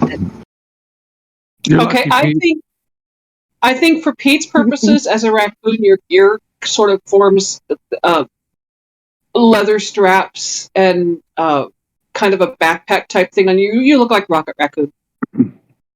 I love it. So would Pete then have access to? To what? Would he then have access to his gear? It depends on what kind of gear you're wanting to access. Hemp rope. You would definitely have access to your rope and the skill to use it because you have hands. However, it is also morphed, and it is now the consistency of heavy twine. It's still long and strong, right? It's still long and strong, yes. Gotta get the friction on. If you allow it, Pete would tie a knot and drop its length down. I'll give you the free action to do that. I do want a skill check to do that, so give me a straight dex roll.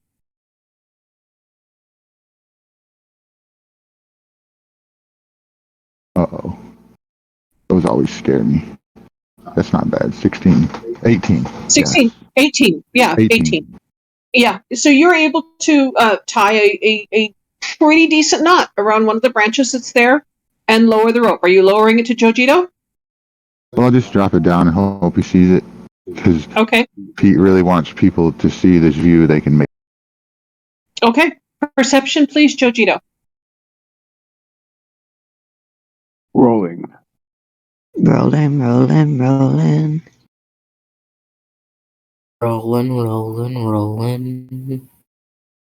Roll high. Roll low. Sweet chariot. Coming forth to carry me home. I love you people.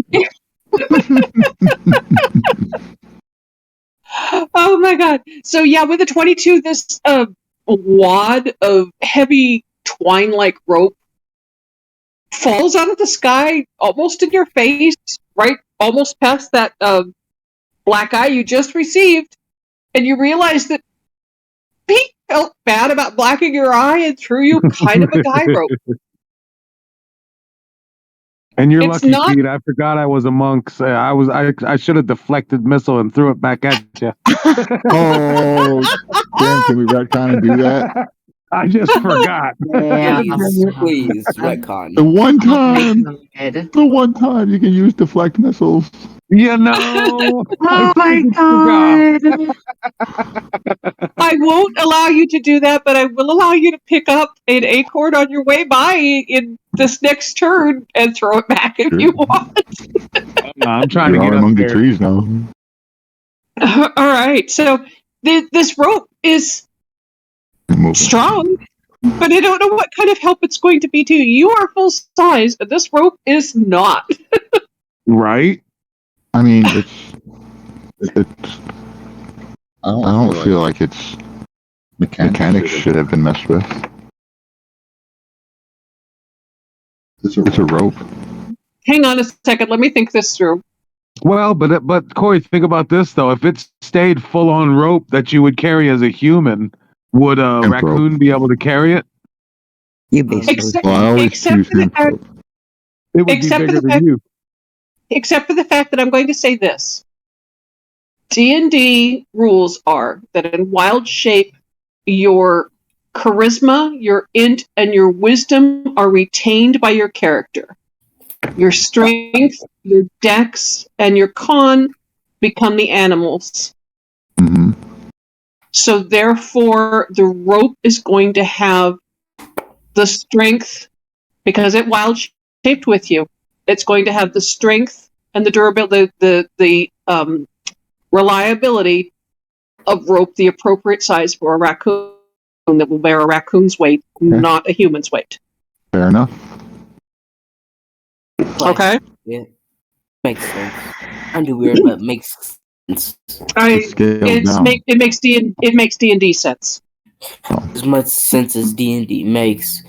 During the economy so easily, and yet every continent uses the same currency, and there's no exchange rate.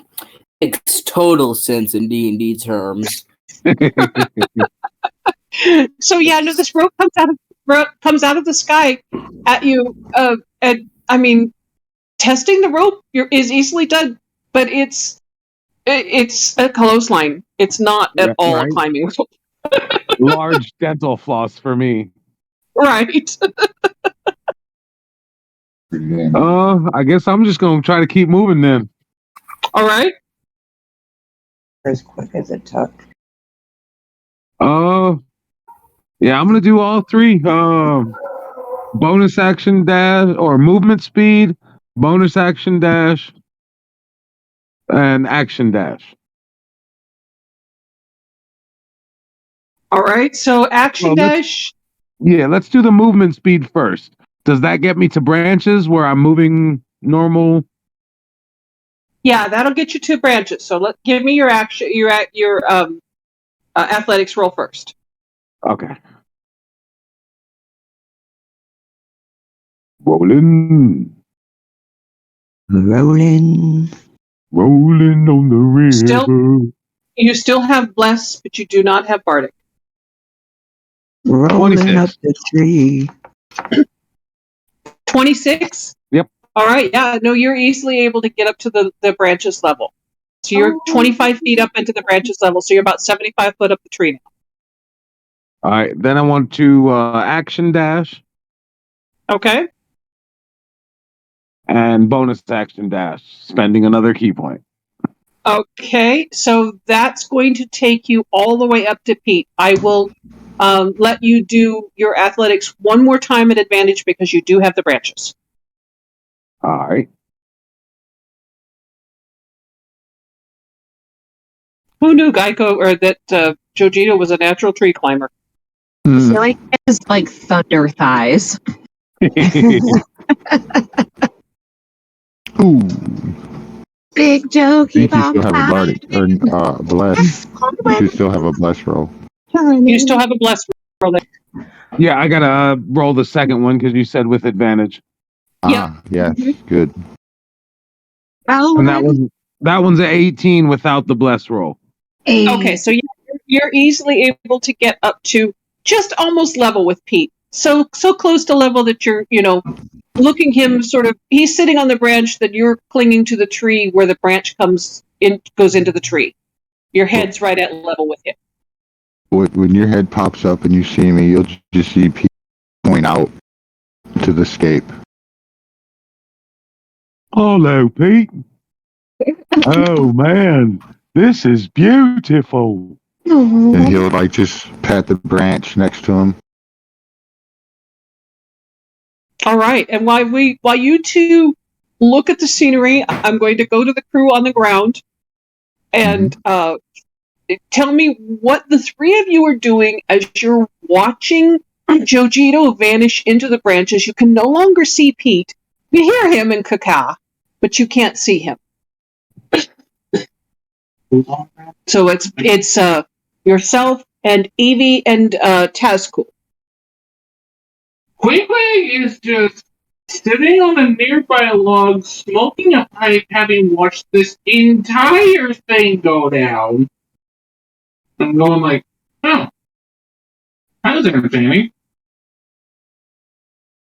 Jojito won! And none of you went splat. Oh. Well, objectional. Yeah. Yeah, objectionable. Like, three of us, fell, a good, 3 feet. Well, none of you turned into turtle soup. None of us are turtles. Yeah. That's just a factually impossible statement, Queequeg. No. I did say, vaguely soup, if you turned into, tomato soup, that would be at least, correct. Especially if you ended up in a vegetative state. I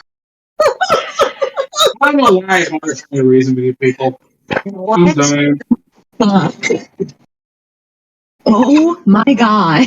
the brain trust that is Cascool and Queequeg and Evie has broken me, and we're gonna take The off brain trust that is Cascool and Evie. Queequeg is trying to get a point across. take our break now. We'll come back to what he's going on with Geico. He's starting to realize that he's doing it against a brick wall. I didn't think at any point tonight I would be like, you know what, I actually need to do laundry, you guys. I gotta go get milk. I have to tweak my face or whatever. I love that Tazcool was like, oh yeah? Loser? I'm gonna try this shit. You work it out, but hey, at least I tried. I'm going to point out to all of you that are Critical Role fans, this is the tree where not shot bow in the ass. Oh yeah. I've been thinking that all around, and I'm like, how did this Pete going up the fucking tree turn into a whole session? I didn't think that this was going to be the whole goddamn game. How did you not? This is classic. You know what? Gala, that's on me. That is totally on me. This is classic us, though. I fucking overestimated us, and that is my goddamn fault. What? See? I have an actual headache from laughing. Honestly, Queequeg is giving all of them the cold shoulder. This is a great party. I don't want to call it stress eating. It's more like I've just been entertainment eating. I ate 4 fucking hot dogs in the past like 10 minutes. I just got done making strawberry shortcake. Damn. Dude, I am Hot just dogs? I am Jesus. inhaling the wieners tonight. That's going in shit, Gala says. I can't wait till that bot says that. I'm in Like it. the wieners tonight. I'm gonna leave for a second because I have an actual headache. I need to get some ice water and stuff. Okay, It's honey, so go get some funny, water. I'm so sorry.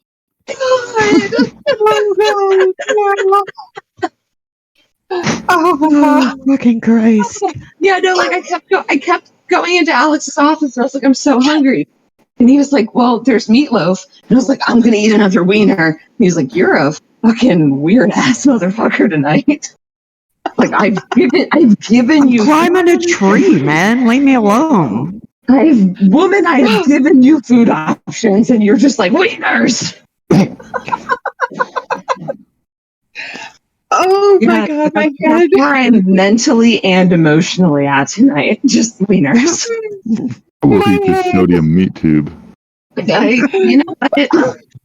I'm not even going to get upset about that because that is the 100% truth.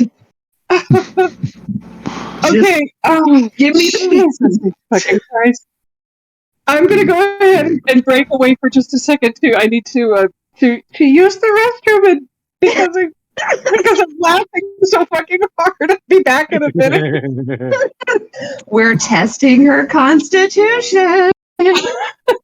Please make a constitution roll, a saving roll. And if you fail, you have to pee your pants. If you fail, you have to poop. If you fail, you have to shit your pants. Are you pooping? You pooping? You pooping? You pooping? You pooping? Yes. Yes, I mean, indeed. I'm absolutely not going to lie. I totally took a shit while we were playing. I thought so. And, I mean, yeah, that's why I was I quiet. heard you grunt. No, you didn't. I fucking muted myself. You thought you were muted. You thought you were No, muted. I double checked because I'm paranoid about this kind of shit. I literally heard you grab the bowl to push. You know what? That's not how I do it, and fuck off. How do you do it? I do it very daintily. I put my hands on my knees, and my knees are kind of crossed, and I look like I'm kind of like at a meeting. I like doubt it. You probably just got No, a foot cocked up on the sink.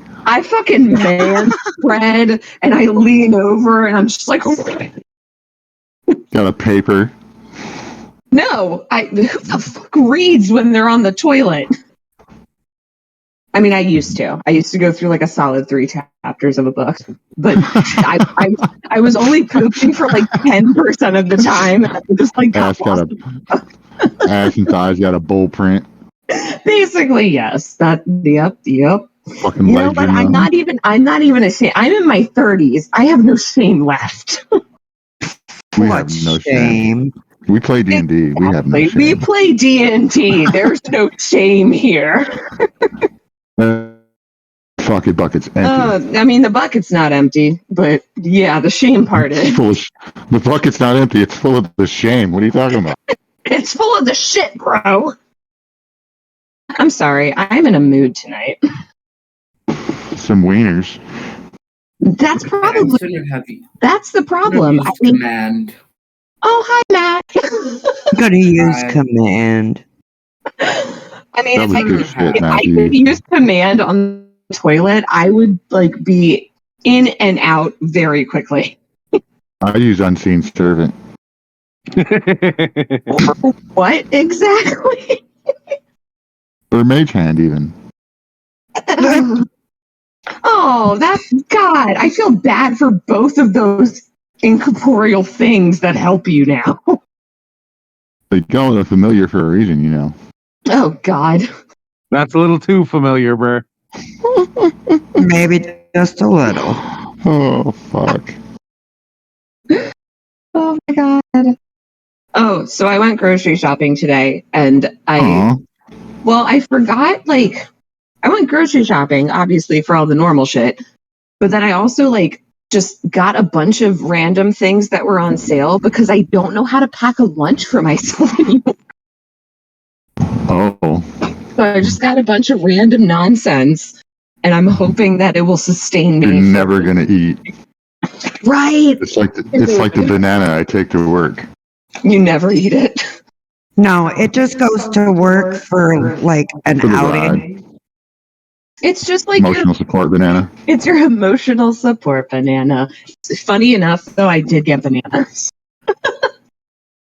I don't like bananas, but they're good for work. But their texture freaks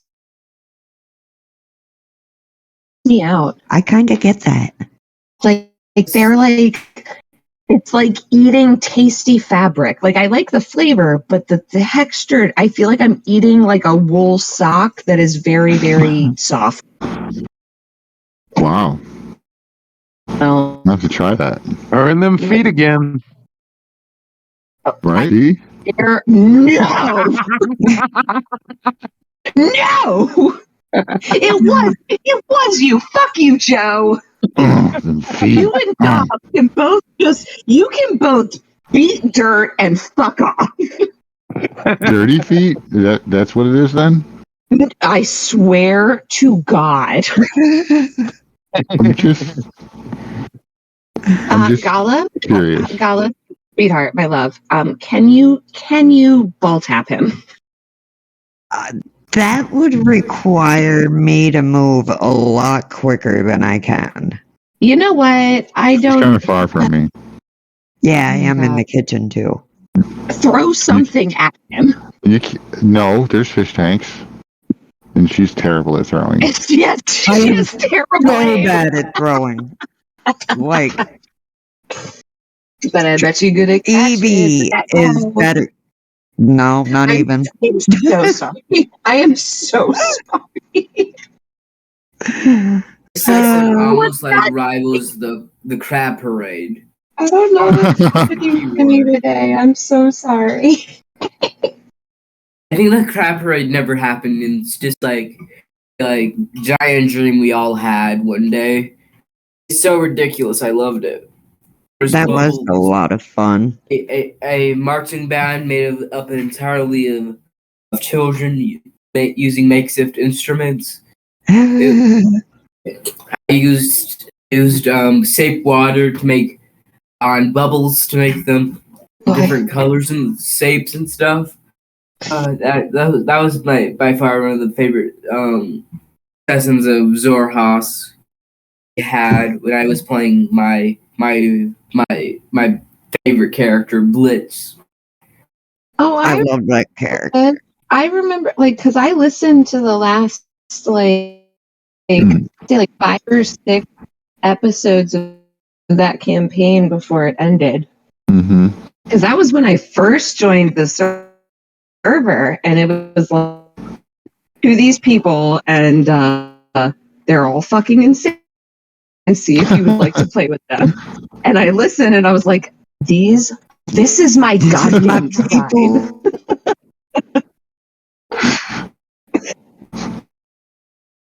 The moment in that campaign was probably it was when Coot was still around. Blitz gave him the ability to do a breath weapon. So he did a flip over top of this creature, breath weapon straight down, got the kill, and landed, all superhero landed. It was awesome. That's super hot. It was so cool. I used Dragon Breath a lot in that campaign. That was our move. That's probably my. It gave Coot that quite a few game times. that I listened to was when Matt's character used shatter on a goat. I was like, this is how they play D&D. Fuck yes. I don't even remember that session. Oh, that was my god, that was shattered a fucking goat. I ever listened. And he was like, I'm gonna use shatter. And Wilde goes, I'm sorry, on what? And he goes, on the goat. She goes, the goat's on the mountain. And he was like, yes, I'm gonna use shatter on the goat. And the mountain fucking crumbled. Good times. Good most time. of the combat systems was kind of boring for me because I just used fireball. Fireball. Remember the first time I unlocked the ability to use fireball? And I kind of like killed like 17 zombies and like 2 cult leaders. Like, Yep. and there was only like 3 half alive, like practically corpses in the room left. That was a fun time. To be fair, before ignore like all the damage I did like the party. Ignore that. Okay. That didn't happen. Well, to be fair, before I even listened to the game, like, we all played that weird fucking poker game instead. Before I heard how anyone played or what the characters were, we played a poker game online, and everyone was doing Bliss voice, and I was like, "What the fuck is going on right now? Why are you all like stuff, didn't you? Well, no, like my honestly, I was like, why are you all questionably Russian? This doesn't make sense anymore. Questionably Russian. What the hell is going on here? Well, and everyone was like, yeah, we're doing weird. Bliss voice, and I was like, I don't fucking know who that is. And then, But now you know who the Bliss is, right? well, I think it was like the next day or the day after I listened in on the game, and I was like, oh Jesus fucking Christ! I get it now. I get it now. Well, and it's funny too because Alex like played for me because it was poker, which is why I was winning so much. Yeah, but he was like, "Dude, they're all using that weird fucking voice you use when you're trying to be sexy," and I was like, "Don't." That's great.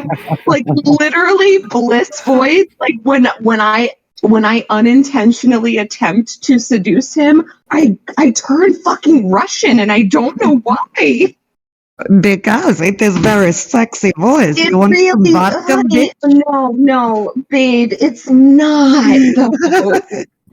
I know. I tell you from absolute That it experience, came out to be. dude. Yes. Oh my god! Like after I realized that Alex was just laughing at me every time I used the accent, I just started telling him like, "I will break you like cracker over soup." 50 watts per channel. Well, he was Baby like, he goes, "See, that's kind of hot, though. Like you threatening me in that voice is way hotter than you being like, hey, baby." Wanna make some toast? Would you like me to put the bread in the toaster oven and turn it on too high so it gets burnt? Mm. That Oh, you Nope, want I'm done now. I'm fucking nope. Mom's back. Mom. Mom. Oh. I don't want to know. I really don't want to know. My These fingers phone are not in decided to cookie restart. jar. Cookie jar fell on my hand. Shut up. My phone decided to restart. Sorry about the delay, folks. No, it's Lucky fine. for us. We weren't talking about anything weird at all. Not even a little bit. Mom, she did it. No. Yippee did it. I will break Roll deception, Dippy. your soup. Actually, Pete, roll deception too. I'm gonna They have are to bad at this lying thing. They don't even know how to do it right. It is like, no, you don't say little lie, you say big lie. So when little lies are told, nobody knows difference. I am a very good person. Yes, so am I. I literally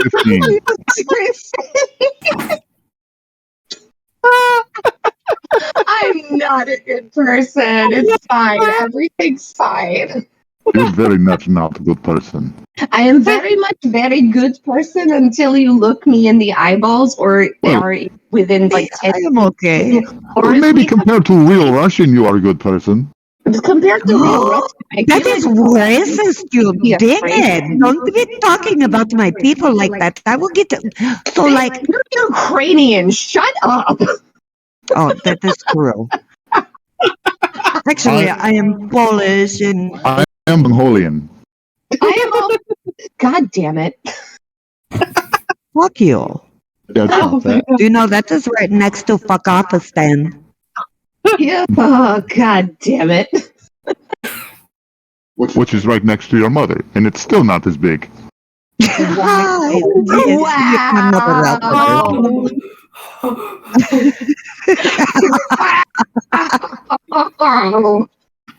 How is the 14-year-old the most mature person in the room right now?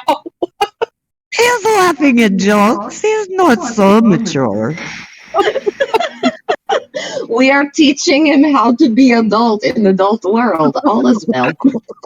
Okay. It's fine. Everything's fine. It's all on fire, but it's fine. Okay. So Taskful and Edie are back to the game. Or whatting. Or what. Or what. Or what. All aboard. All aboard onto the Sexy Express train. Choo-choo. The D&D train is taking off. D&D and Dick and Dick. Culpepper is on the scene. Culpepper does not like horses anymore. To be fair, I'm not sure that he ever did. If he ever sees White Horse, he has PTSD flashbacks. Or what? Or what? So, when we left off, Queequeg was being abused by Tazkul and Evie. Geico is clinging to the tree about 30 feet up, not progressing very far. The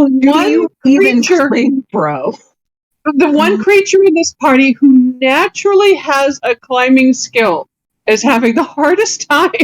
You know, I don't think that you didn't have to mention that. And Jojito and Pete are looking at the scenery and enjoying the view. As we go to Geico with, "What are you doing, darling? You're only about a third of the way up to where you need to be, and it has been multiple turns." You suck. Hey, you know what?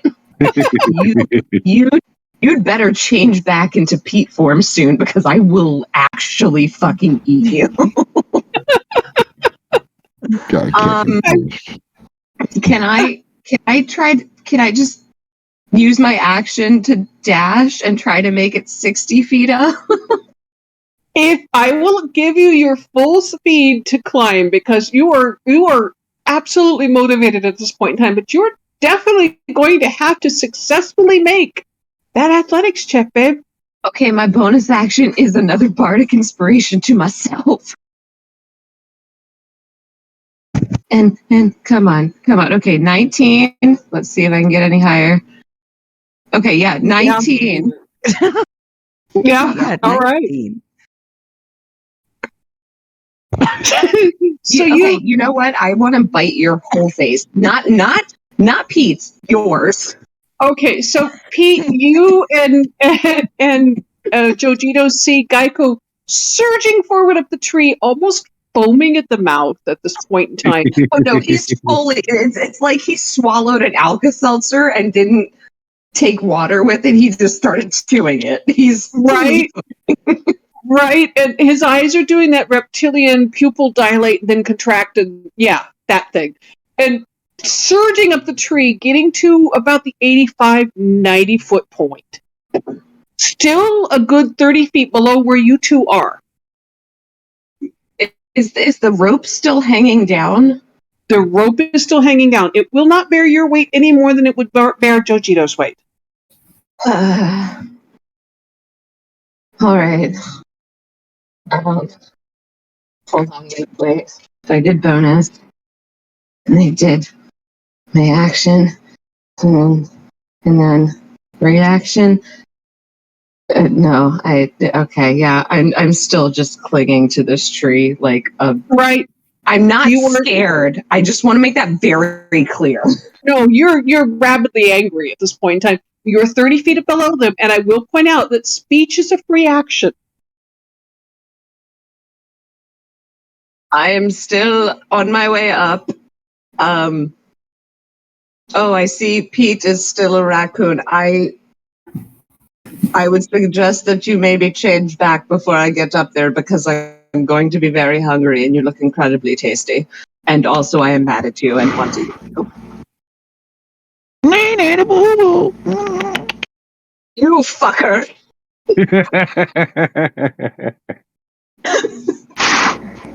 Who is like learning some colorful language on the way up the street?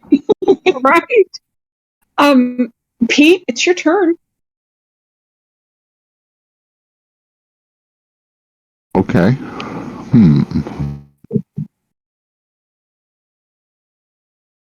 You and Jojito are kind of hanging out. How Jojito, far away you're is stationary, so he's 30 feet below you. That goes 30 feet 30 below. feet? 90 feet up this tree. God damn it. In the branches now. I want to roll something to see if Pete gets the understanding that it's not. If Pete gets the understanding that what? The rope's not strong enough. Okay. I think like that's an intelligence save.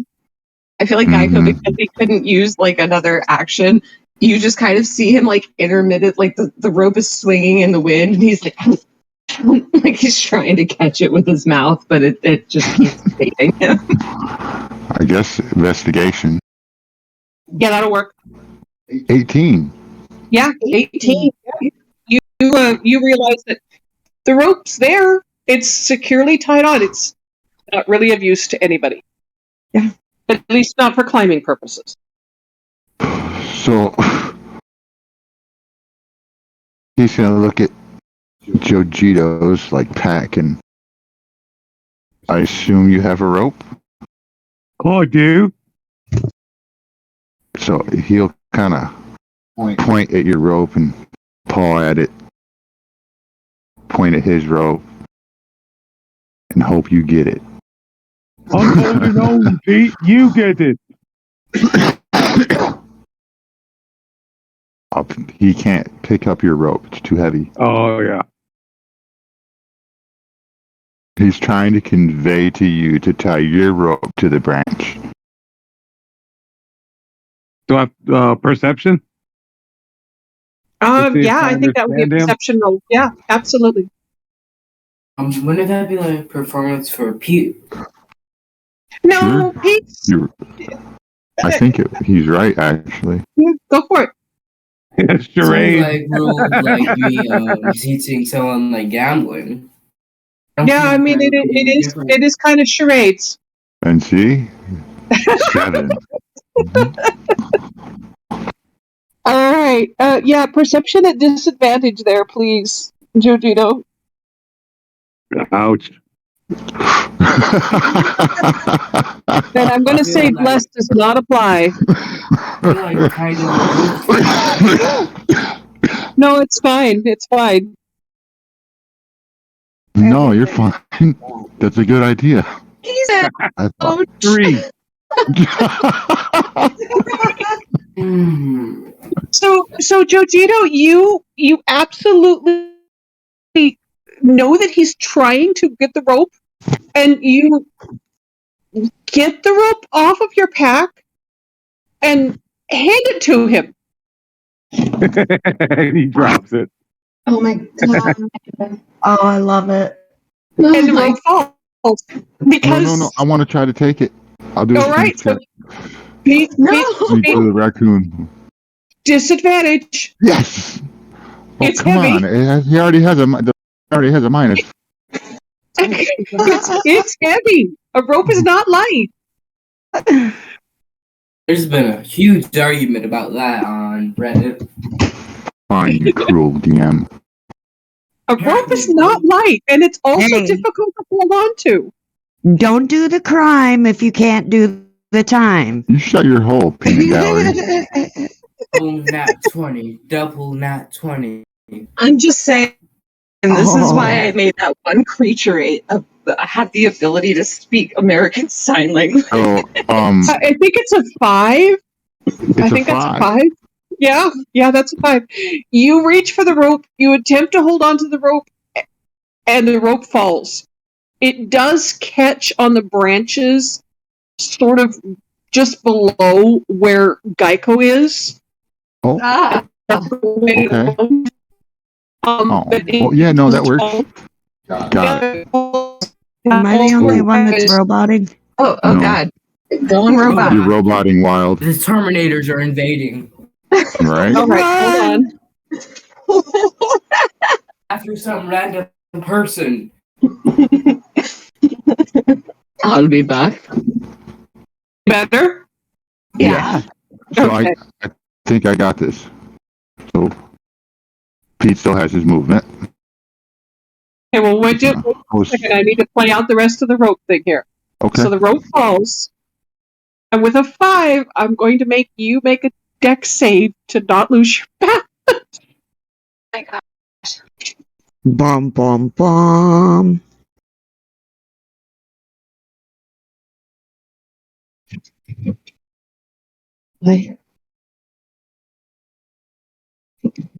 Because even a Natural raccoon can fall 20. out of the tree.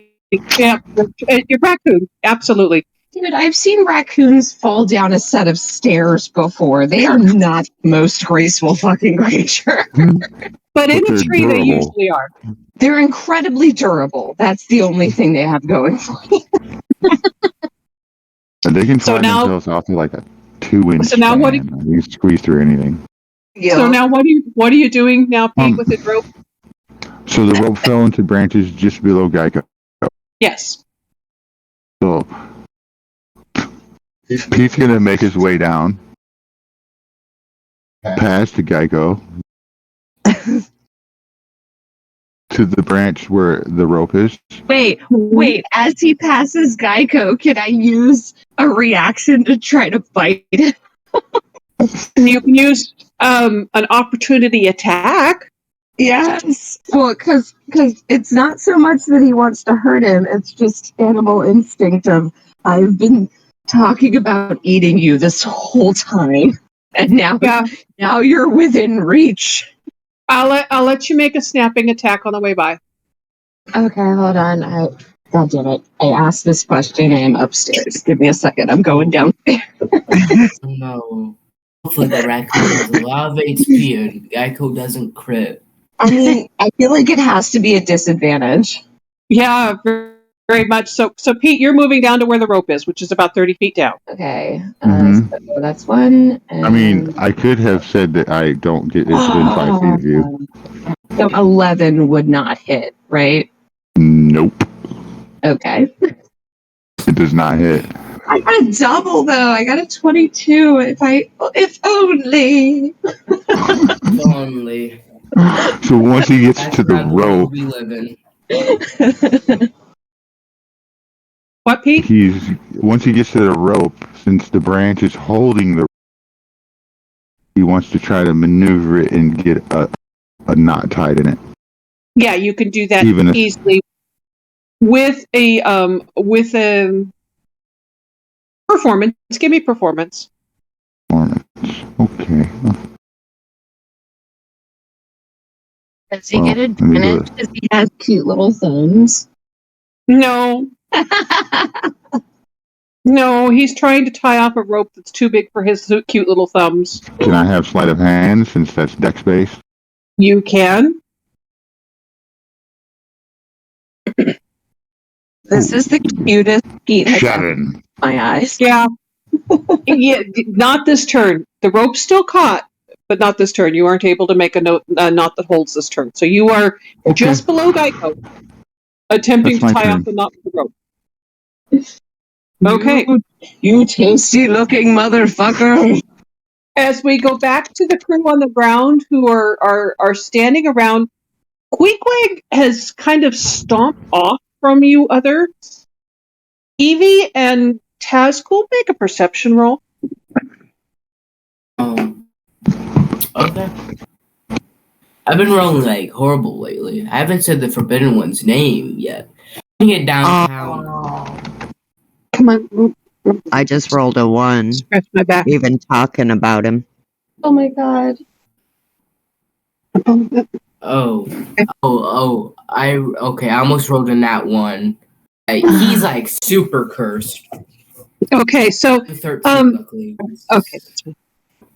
So Evie, you're too busy kind of, giggling and pointing up at the nonsense that's still going on in the tree above you. But Tazgul, you realize Quig's got his feelings hurt. He's not happy.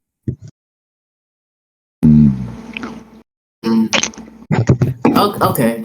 I am going to attempt to do the core part of this game. Role play. Thank you.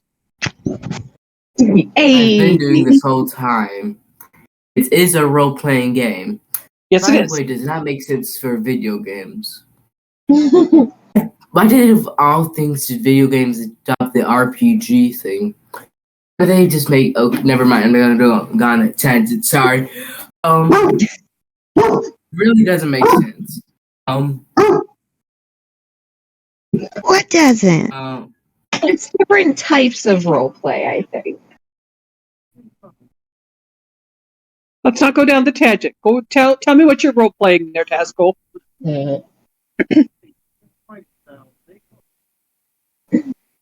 Evie, we can't hear you, baby. Oh, I wasn't talking. I was waiting for Taz to go first. Okay.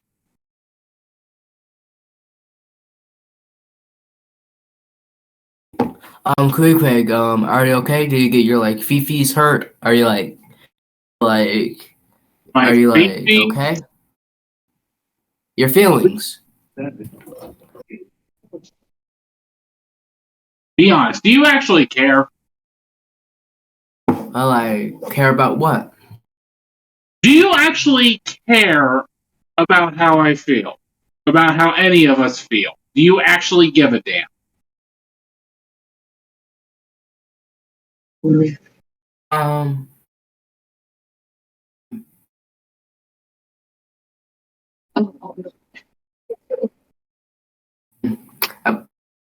Can I wait a second and see and think about how Tazgul would react to the situation? Oh, by all means. This is Quig and Tazgul. This is not players. This is us acting it out. Take your time. Well, while you're thinking, Matthew, Evie's just kind of sitting there, and she sees Tazgul walk off because she don't get the whole Quag thing, and she's just gonna kind of go blurry-eyed and go up and sit in the tree as Cacao. Cacao. Okay. So Evie is being cacao right now. Okay. I am using this to try and clear the air between Tazgul and Quig a bit. Because things between them have been kind of frosty. So if you want to take it into consideration, go ahead.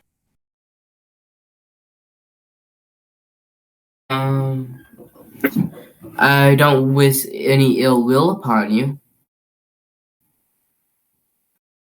Well, fair enough. I'm just... The whole turtle soup thing, and cracking my shell if I fall off a tree, kind of, well... Not a lot of tact here. Okay. It was kind of like a joke. We didn't mean any lesson behind that at all. Yeah, but it's really in bad taste.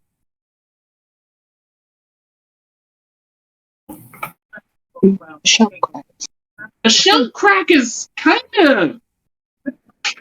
Shell cracks are fatal to turtles. You get a cracked shell, you're done.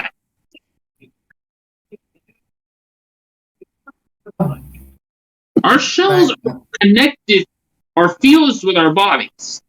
They're a part of our bodies. If that shell cracks, it's over. Guts everywhere. Trust me, I've seen it happen. Well, did not mean any ill will or malice behind. We truly do not know is that fatal to a turtle. Yeah, I get you don't mean it, but you're not the one who said the whole turtle soup crap. That's Psycho and Evie. But the fact of the matter is they didn't even think about it. They just blah, blah, blah, blah. Doesn't even register.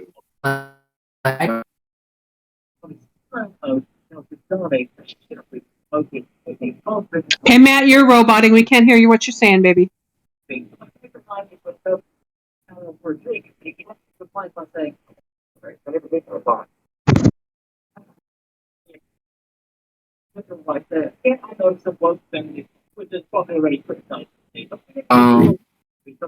I through loud and clear now? Yeah, you could. Okay. All right, so you and quickly come to an understanding. Taskul, you realize that I mean, words are words, but they can really hurt, especially when they're said in a situation where it doesn't take into consideration the limitations of a person's physical body, and especially when it doesn't take into consideration that, I mean, talking about turtle soup and talking about falling down and breaking the shell into pieces and, being sort of meat soup at the bottom of the tree. Between the multiple people in the party who were talking about it, several of you implied that Queequeg was better off dead. And that kind of hurt. And we're going to go ahead and go back up for Jojito's round. Jojito, what are you doing? I'm enjoying the view right now. Okay. Is there any hot or I want to look about the tree? Can we go higher? You can go higher. It's about a 300-foot tree. You're about 120 feet up. All right, Pete, you want to go higher? Peter look it up and give you a thumbs up. All right. Kind of give you the just a minute. I gotta catch up. Doing his best to sign to you. Whatever. Performance, please. And perception. Yes. Let's do this. So we need charades and the ability to see charades in the middle, in the dark. Okay. I'm not mad. It's 12. Okay. Hold on. Do you have dark vision? Nope. But I got a 22. Ooh, nice. Okay. So, it's twilight and you're in the tree together. You're kind of watching what's going on. I'm going to say that you realize it's not so much that he communicates the hold on a minute, but you realize with that high perception roll that he's, 30 feet below you, still messing about with a rope.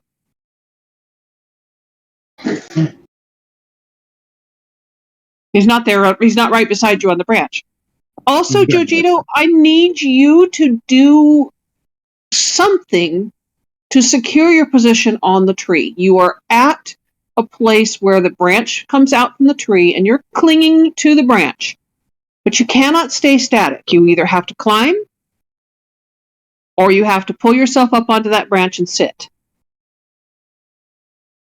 I think I'm going to climb. All right. So, athletics, rolling. Okay.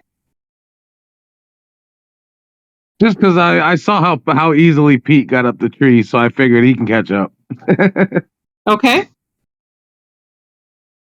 15. Okay. Yeah, you're able to climb up a little bit further, but I am going to say that a 15 means you only get your movement and no further. So 25 feet up. Okay. Okay. Yep. So you get an additional 25 feet higher in the tree. And it's such a big tree that it's not narrowing or getting any smaller. up there. So you're able to find another secure branch to sort of cling to this turn. As we come... And if it reduces my movement a little bit, I'd like to be able to climb up and sit down. Kind of like I'm climbing casually. Climb up a little bit, sit and chill. Climb up a little bit, sit and chill. All right. So, yeah, I will go ahead and give you the ability to do that. Go ahead and give me acrobatics to get onto the tree safely and find a safe sitting point. Rolling. Rolling. Keep those dice rolling. Roll hard. Hit 'em up, move 'em out. Ouch. 11. Yeah. You find yourself sitting at the spot on the branch of the tree, but it's not a comfortable seat. There's places that are there's little twigs that are sticking out of this branch that are hitting you kind of in uncomfortable spots. It's not comfortable. You're there, but you're not secure. Gotcha. Okay? Yep. Task cool. We're going to come back to you, because in the turn order, it's your turn.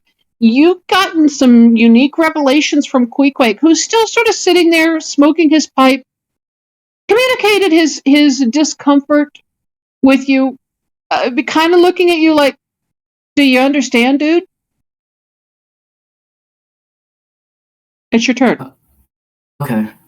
Let me think for a minute. Sorry. Uh-huh. I didn't really even say anything about turtle soup.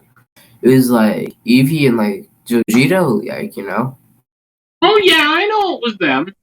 I wasn't accusing you of saying anything. I was just saying it was said. Okay. I'm not gonna defend you from those comments. You should take on such grievances as your own. If you want to stay out of it, by all means. Okay. All right. So the two of you agree to be courteous and cordial to each other, but stay out of each other's business. As we go to you, Geico, what are you doing, baby?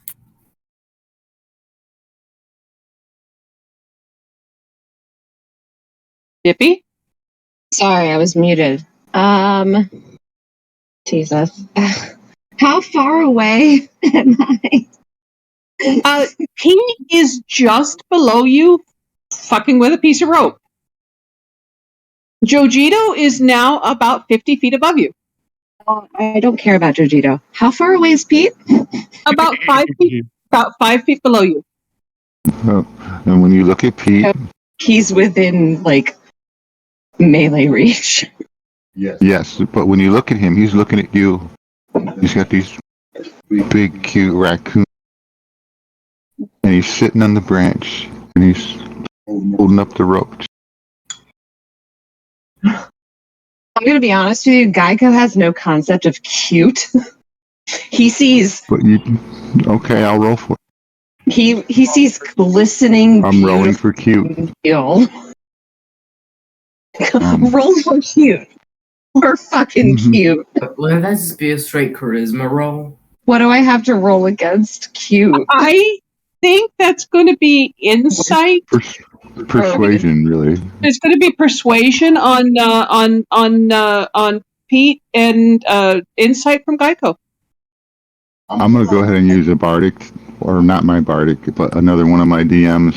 Okay. Yeah, I would like to use one of my DM inspiration. Okay. Excellent. 15. What's the DM inspiration? Okay, insight. Advantage. It's just advantage on insight.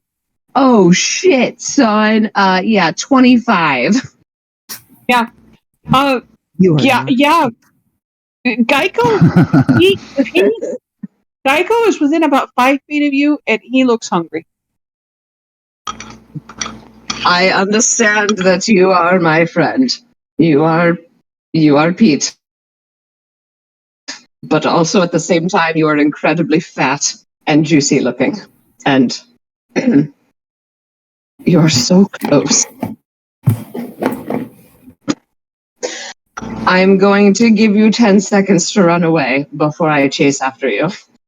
All right, so you get to go down because I don't think I've made a very good point of it, but I am much better at climbing up than I am of climbing. Just go down so I don't eat you. I am running on instinct now. All Run right, away, so fat friend. Pete, you have a reaction. Run away, fat friend.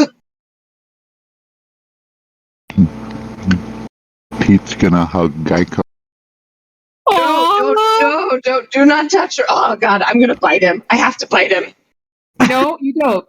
We have to have another insight versus persuasion. Hey, cool, awesome. I have another DM inspiration. We're using like all of our DM inspirations. Yeah, You're using all your spells, everything. Okay, so I didn't use all mine. 23. You win. I need to bite you. Bite Pete. All right, rolling it. How much HP does a raccoon have? Man, I like seeing like Pete falling like over like nearly 100 feet in the air. Honestly, like probably doing collateral damage to everyone around us. Oh no.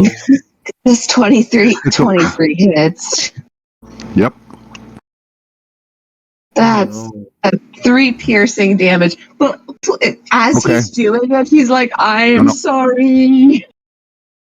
As you do that, your mouth fills up with ogre. With Pete. Oh God. Real raggy. Okay, I have to ask, what part of Pete? What part did you bite? Well, because I feel like raccoons, their juiciest bits are on the backside. So, like Pete ass. I got a mouthful of Pete ass. You got ogre ass in your mouth.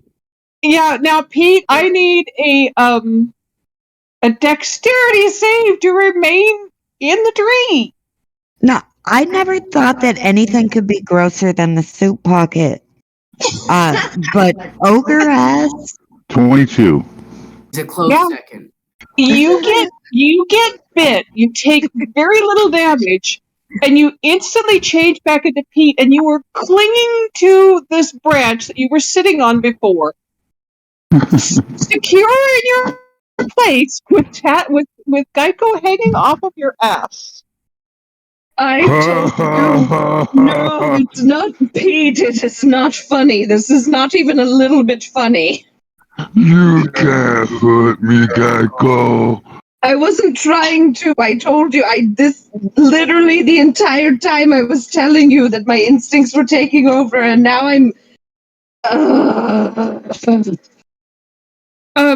You hear a disturbing cracking, creaking noise. Oh no!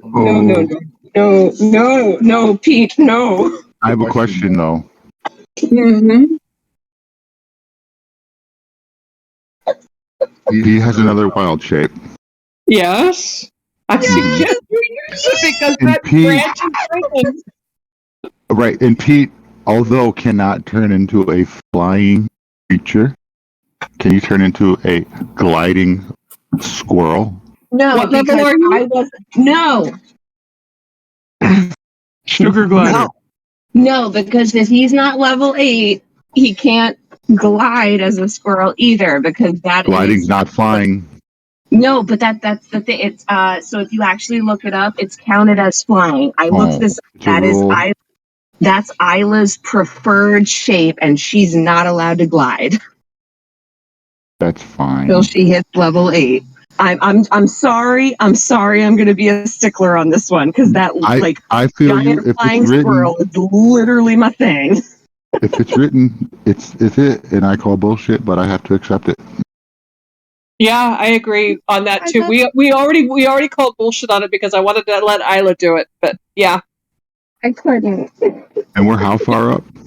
You're I think you're about 100 feet up in the air. Yeah, you're 190, 100 feet up in the air. Okay. Yeah. So what are you wild shaping into? Deadly. Are we falling? Are you wild shaping? I don't know. Are there other branches around? There are multiple other branches around. The branch that you're on is breaking. It has not broken yet. You have about 1 second to make a decision. Wild shaping back into the raccoon. Oh, God. Wild shape to what? Back into the raccoon. Okay, so wild shape back into the raccoon. All right. Roll to see if I can, as I'm essentially, am I falling? No, you're not falling. You're clinging to the branch right beside this raccoon that was an ogre. It is back to raccoon. Yeah. Yeah. Yeah. And the branch makes another terrible. And the branch makes another creaking noise. Oh no. The rope is right there on the branch, tangled in the other smaller little twigs that are sticking out of the branch with you. Pete, I just wanted to tell you that I have no way of breaking my fall except for with my body, which is made of skin and bones, and my bones, while rather strong, will not help me. You are no help. Pete's gonna just kind of point down. Do you want me to let go? Shakes his head. He's gonna like do this climbing motion, like gotta roll performance, see if you get the performance. point. Give me that grade. Yeah, he's no good at this. Yeah. And Geico is like at best earning a D in how to communicate. Geico, you do have the ability to give a bardic inspiration. Oh God, yes, take it. Take the fucking 1d8. Is that gonna help? I fucking hope so. Roll an 8. Please roll an 8. Yeah, that beautiful 15 or 14. Hey, with a 13 in the horrible adrenaline fueled moment that is Geico realizing that he is really high up in a tree and also a little bit fragile, and the branch is breaking. You realize that if you tie off the rope to the other adjacent branch that's right there, you would be able to tie yourself to the rope and be a little bit safer. Or you can climb down, and that's what Pete's telling you. But that's all you have time for, as that branch is cracking underneath you. So make a decision. What are you doing?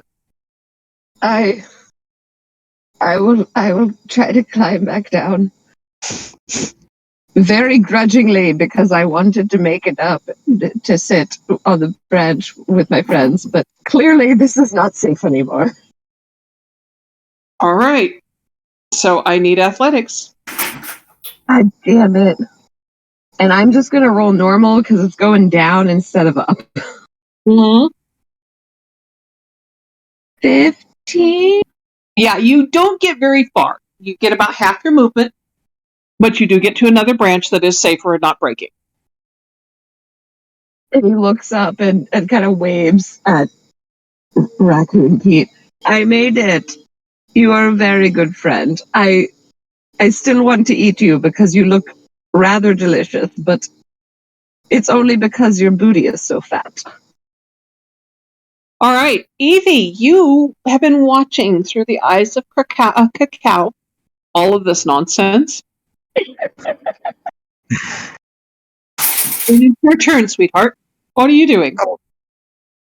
My body is just giggling, just hysterically, and actually, I'm gonna kind of leave the mess that is hygiene, and I'm gonna take the bird up to the top of the tree and just kind of peer out because it's getting dark, it's late, and this is a place that gets a lot of travelers. And so that automatic, the I'm in danger is going to hit. And so basically, I just want to do like a sweep of the area. Got it. How far does your find familiar fly from you? How far can you see through your familiar if it flies away from you? I think it might be too far. Going. Extras. No, notes. Where is my raven? Erg. My raven is not in there. Oh wait. I should be able to look it up on Find Familiar. I think it's 150 feet. Yeah, I think it's either 100 or 150. What, level 2? I'm pretty sure Find Familiar is a first level spell. Yeah, but I think she cast it at level 2. I'm not sure. Oh, okay. You cast Find Familiar at level 2? I don't know. Is it a ritual spell that only has one level? I'm pretty sure most spells, a lot of spells have like a hard cap. Or a cap that doesn't like do much, like, for example, Hex. Might as well cast that at first level because that like 24-hour Hex is not going to do much. Yeah, it's like we got Cacao through the Raven Queen.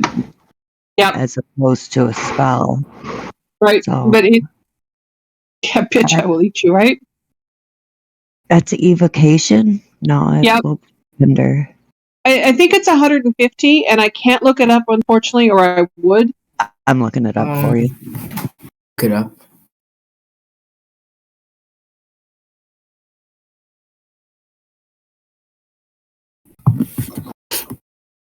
I'm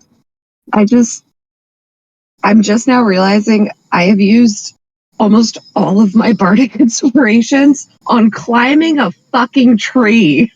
I'm not going to go through the fact that you've used almost all your key points, a lot of your spell slots, and almost all of your inspirations on climbing a fucking tree, and you're about to start a long watch. I used both of my DM inspirations on climbing a goddamn tree. Yep. The tree is actually pulling us apart. Yep, it's a BBEG. Can I see Don't do it, Wild. The tree is the big bad. Goose. We've seen the goose, Wild. We know you'll take it that far. You bet. You know I will. Looking for. Oh my god. Make some giant freaking tree that's somehow connected to us through some mysterious way. It's going to be an epic fight and make no sense. The picture you took on the page. It was a great way to end the campaign, though. Yes. Wonderful. I've killed that. Very happy with myself. I remember my first kill vividly. It was a doppelganger in a room full of mirrors. Yes, it was. With a acid arrow so hard it melted. Yep. It's well, for this game it's TROLGG back to Xander. Right under casting related. Yeah, 100 feet. Okay, so Cacao can get a little bit further up the tree, but you're not going to be able to see out his eyes as he goes up to the top of the tree. However, he can go up to the top of the tree under your bidding and then communicate with you when he comes back down what he sees. That sounds good to me. Okay, so with that, he will go up to the top of the tree and do a scan, and we'll come back to him in a little bit. Are you doing anything else on your turn? You have lost the ability to communicate with Cacao, so now you know what's going on around you as you come back to yourself. Okay, hold on.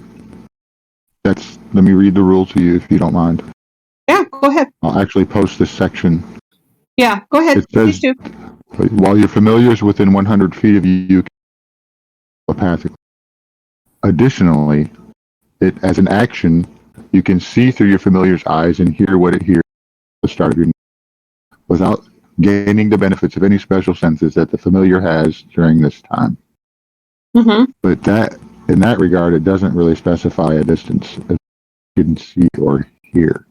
I believe, though, that ruling is and has been from people like Jeremy Crawford and Mike Mears and a couple of others, that the 100 feet is the communication. So you can't see through the seeing through its eyes is the telepathic communication. It's part of that. Mm-hmm. So, okay. So I'm going to... I rule like towards like Wilde's thing. Because why only like telepathic communication? That's just me. I'm not the DM.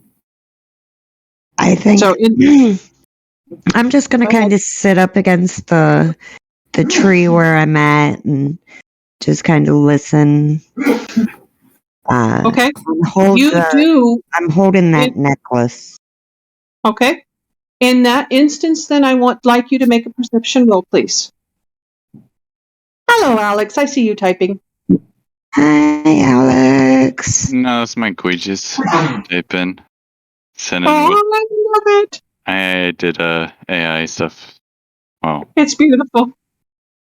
It looks terrible, but I like it. It's like a mismatch of a bunch of scales. Yep.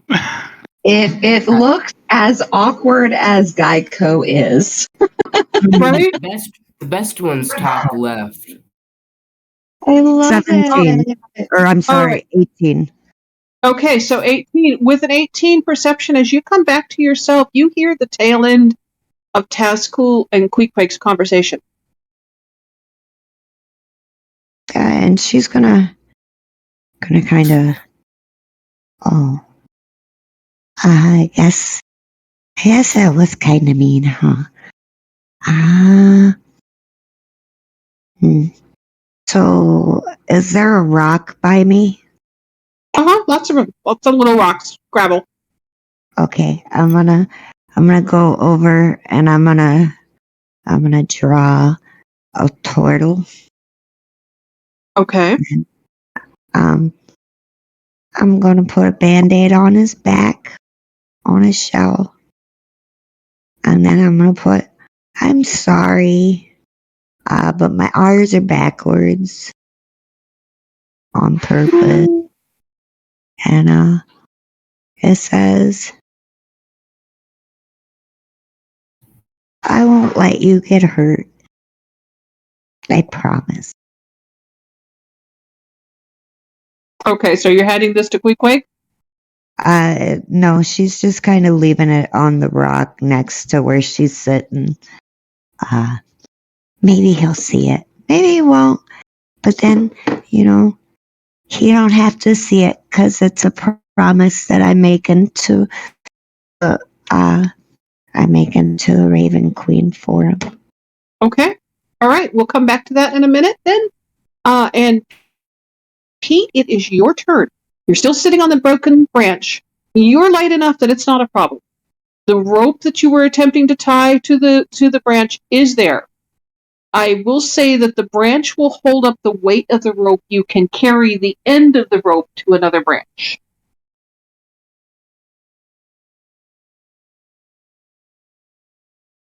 Say that again? Okay. You're sitting on the branch that is cracking, broken. But your weight will not cause it to crack further. The weight of the rope will not cause it to crack further. What was causing it to crack further was Geico's weight and Pete's weight. Okay. So you can, as your raccoon form is strong enough to pick up the end of the rope, leaving the bulk of the coil of rope on the branch, and move it to another branch to tie it off, if you want to mess with it any further.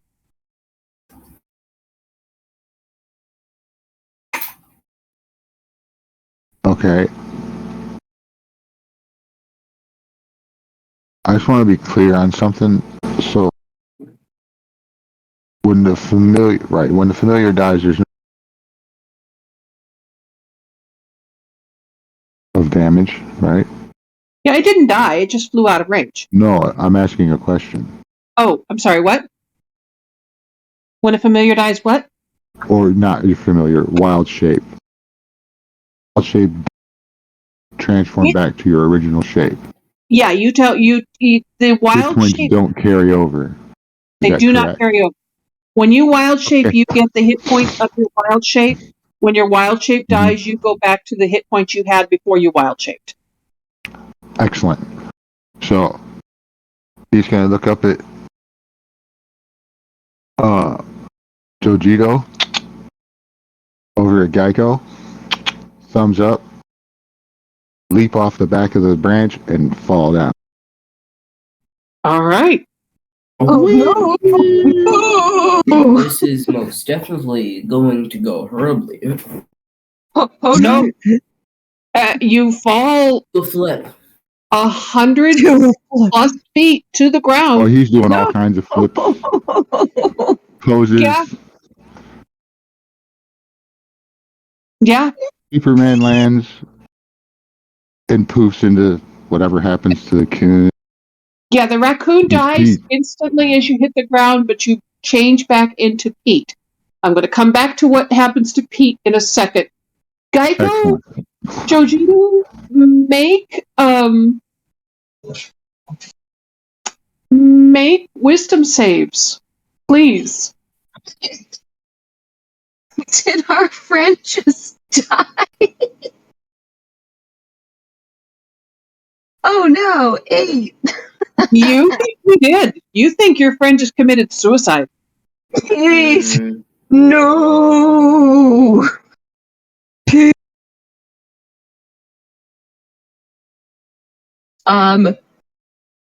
In immediate reaction. Oh my god, no.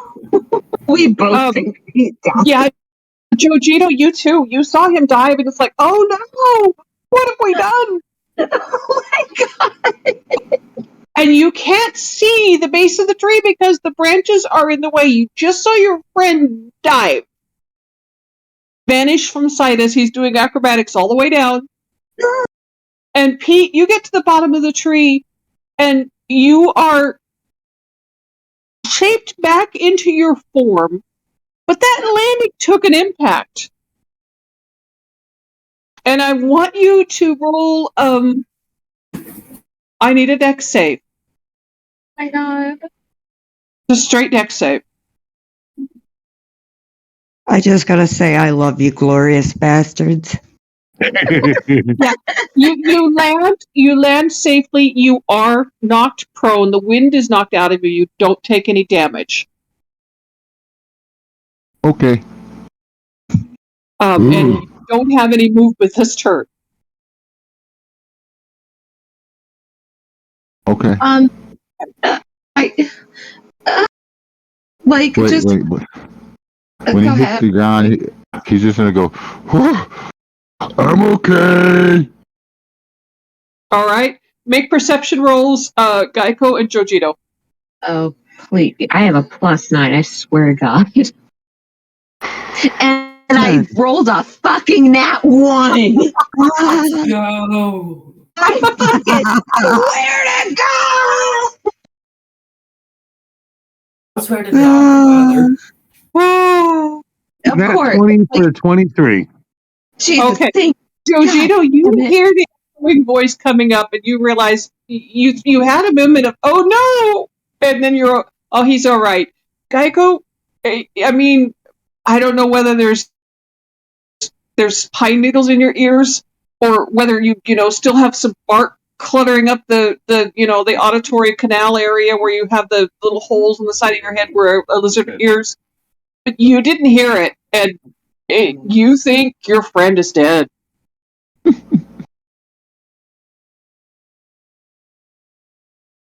Geico. And Jojito, it's your turn, Jojito. What are you doing? Well, I guess I'm gonna head back down the tree since nobody else. All right. So I'm going to go ahead and in the interest of speeding this up a little bit, say that your athletics rolls are high enough and your average is high enough that you're able to descend at your normal rate down the tree. It'll take you where you're at the tree. It's going to take you about 4 turns to get down, but you're able to climb down at your normal rate. The first turn down, you're about 30 feet or so above where Geico's at. Geico? Afterwards, we do this. Find where you go. Geico, it's what? No, it's Jojito's coming down, and you can see him climbing down towards you. He's about 30 feet above you. And you think your other friend is dead. Jojito, climb down quickly. I will slide down, but we must. Oh dear. What have we done? I know I said I would eat him, but I didn't. I meant it, but I didn't I meant it. I totally meant it. I meant it, but I didn't want him to die. I was only going to eat. I was planning on eating a leg. But eating a leg does not mean death. And then he jumped from the tree. Please go down. You are quicker than I am. All right. You're not even gonna fucking tell him. Son of a bitch. What? Go collect his broken and bruised little body. Okay.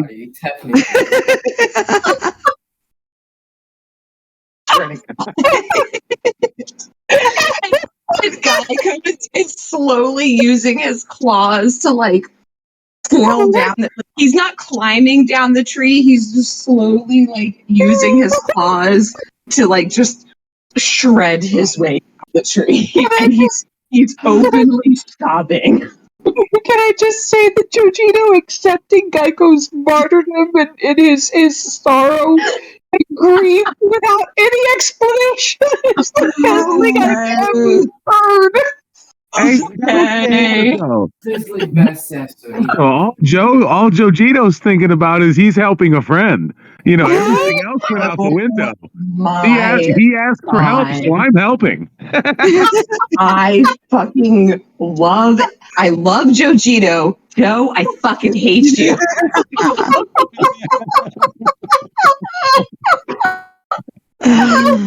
Okay. These are all my new friends. I'd do anything to help them.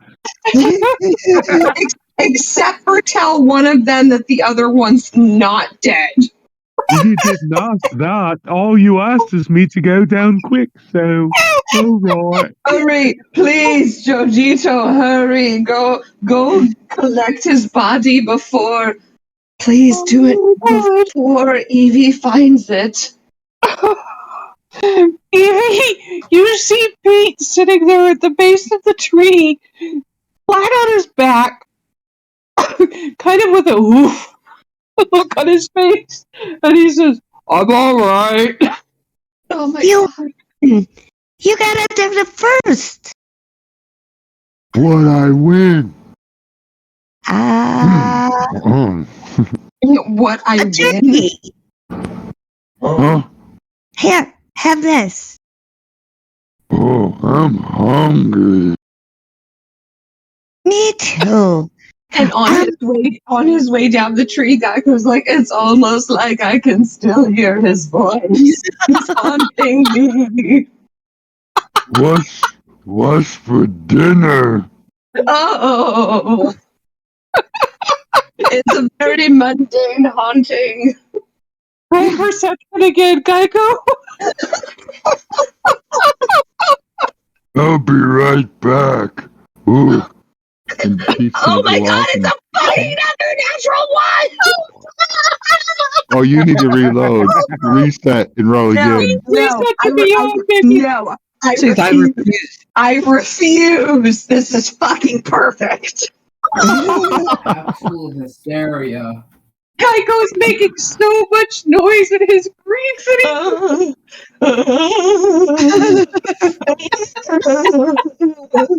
what the hell is up with the lizard now? One. What's wrong with Geico? I'll restart now, but I'm not re-rolling any of that. No, Did Matt hear what I said? No, so Matt, Quick told you that you and he are both on the ground, so he's pointing up at Geico's weeping and sobbing as he climbs down the tree. So, he said he'll be right back, so he's gonna go off and use Oh my god, so Pete's not there when Geico gets down. No! So Georgino, you and Geico get to the bottom of the tree without any, major problems, other than Geico just, no tears because blizzard, but just wailing with grief. What?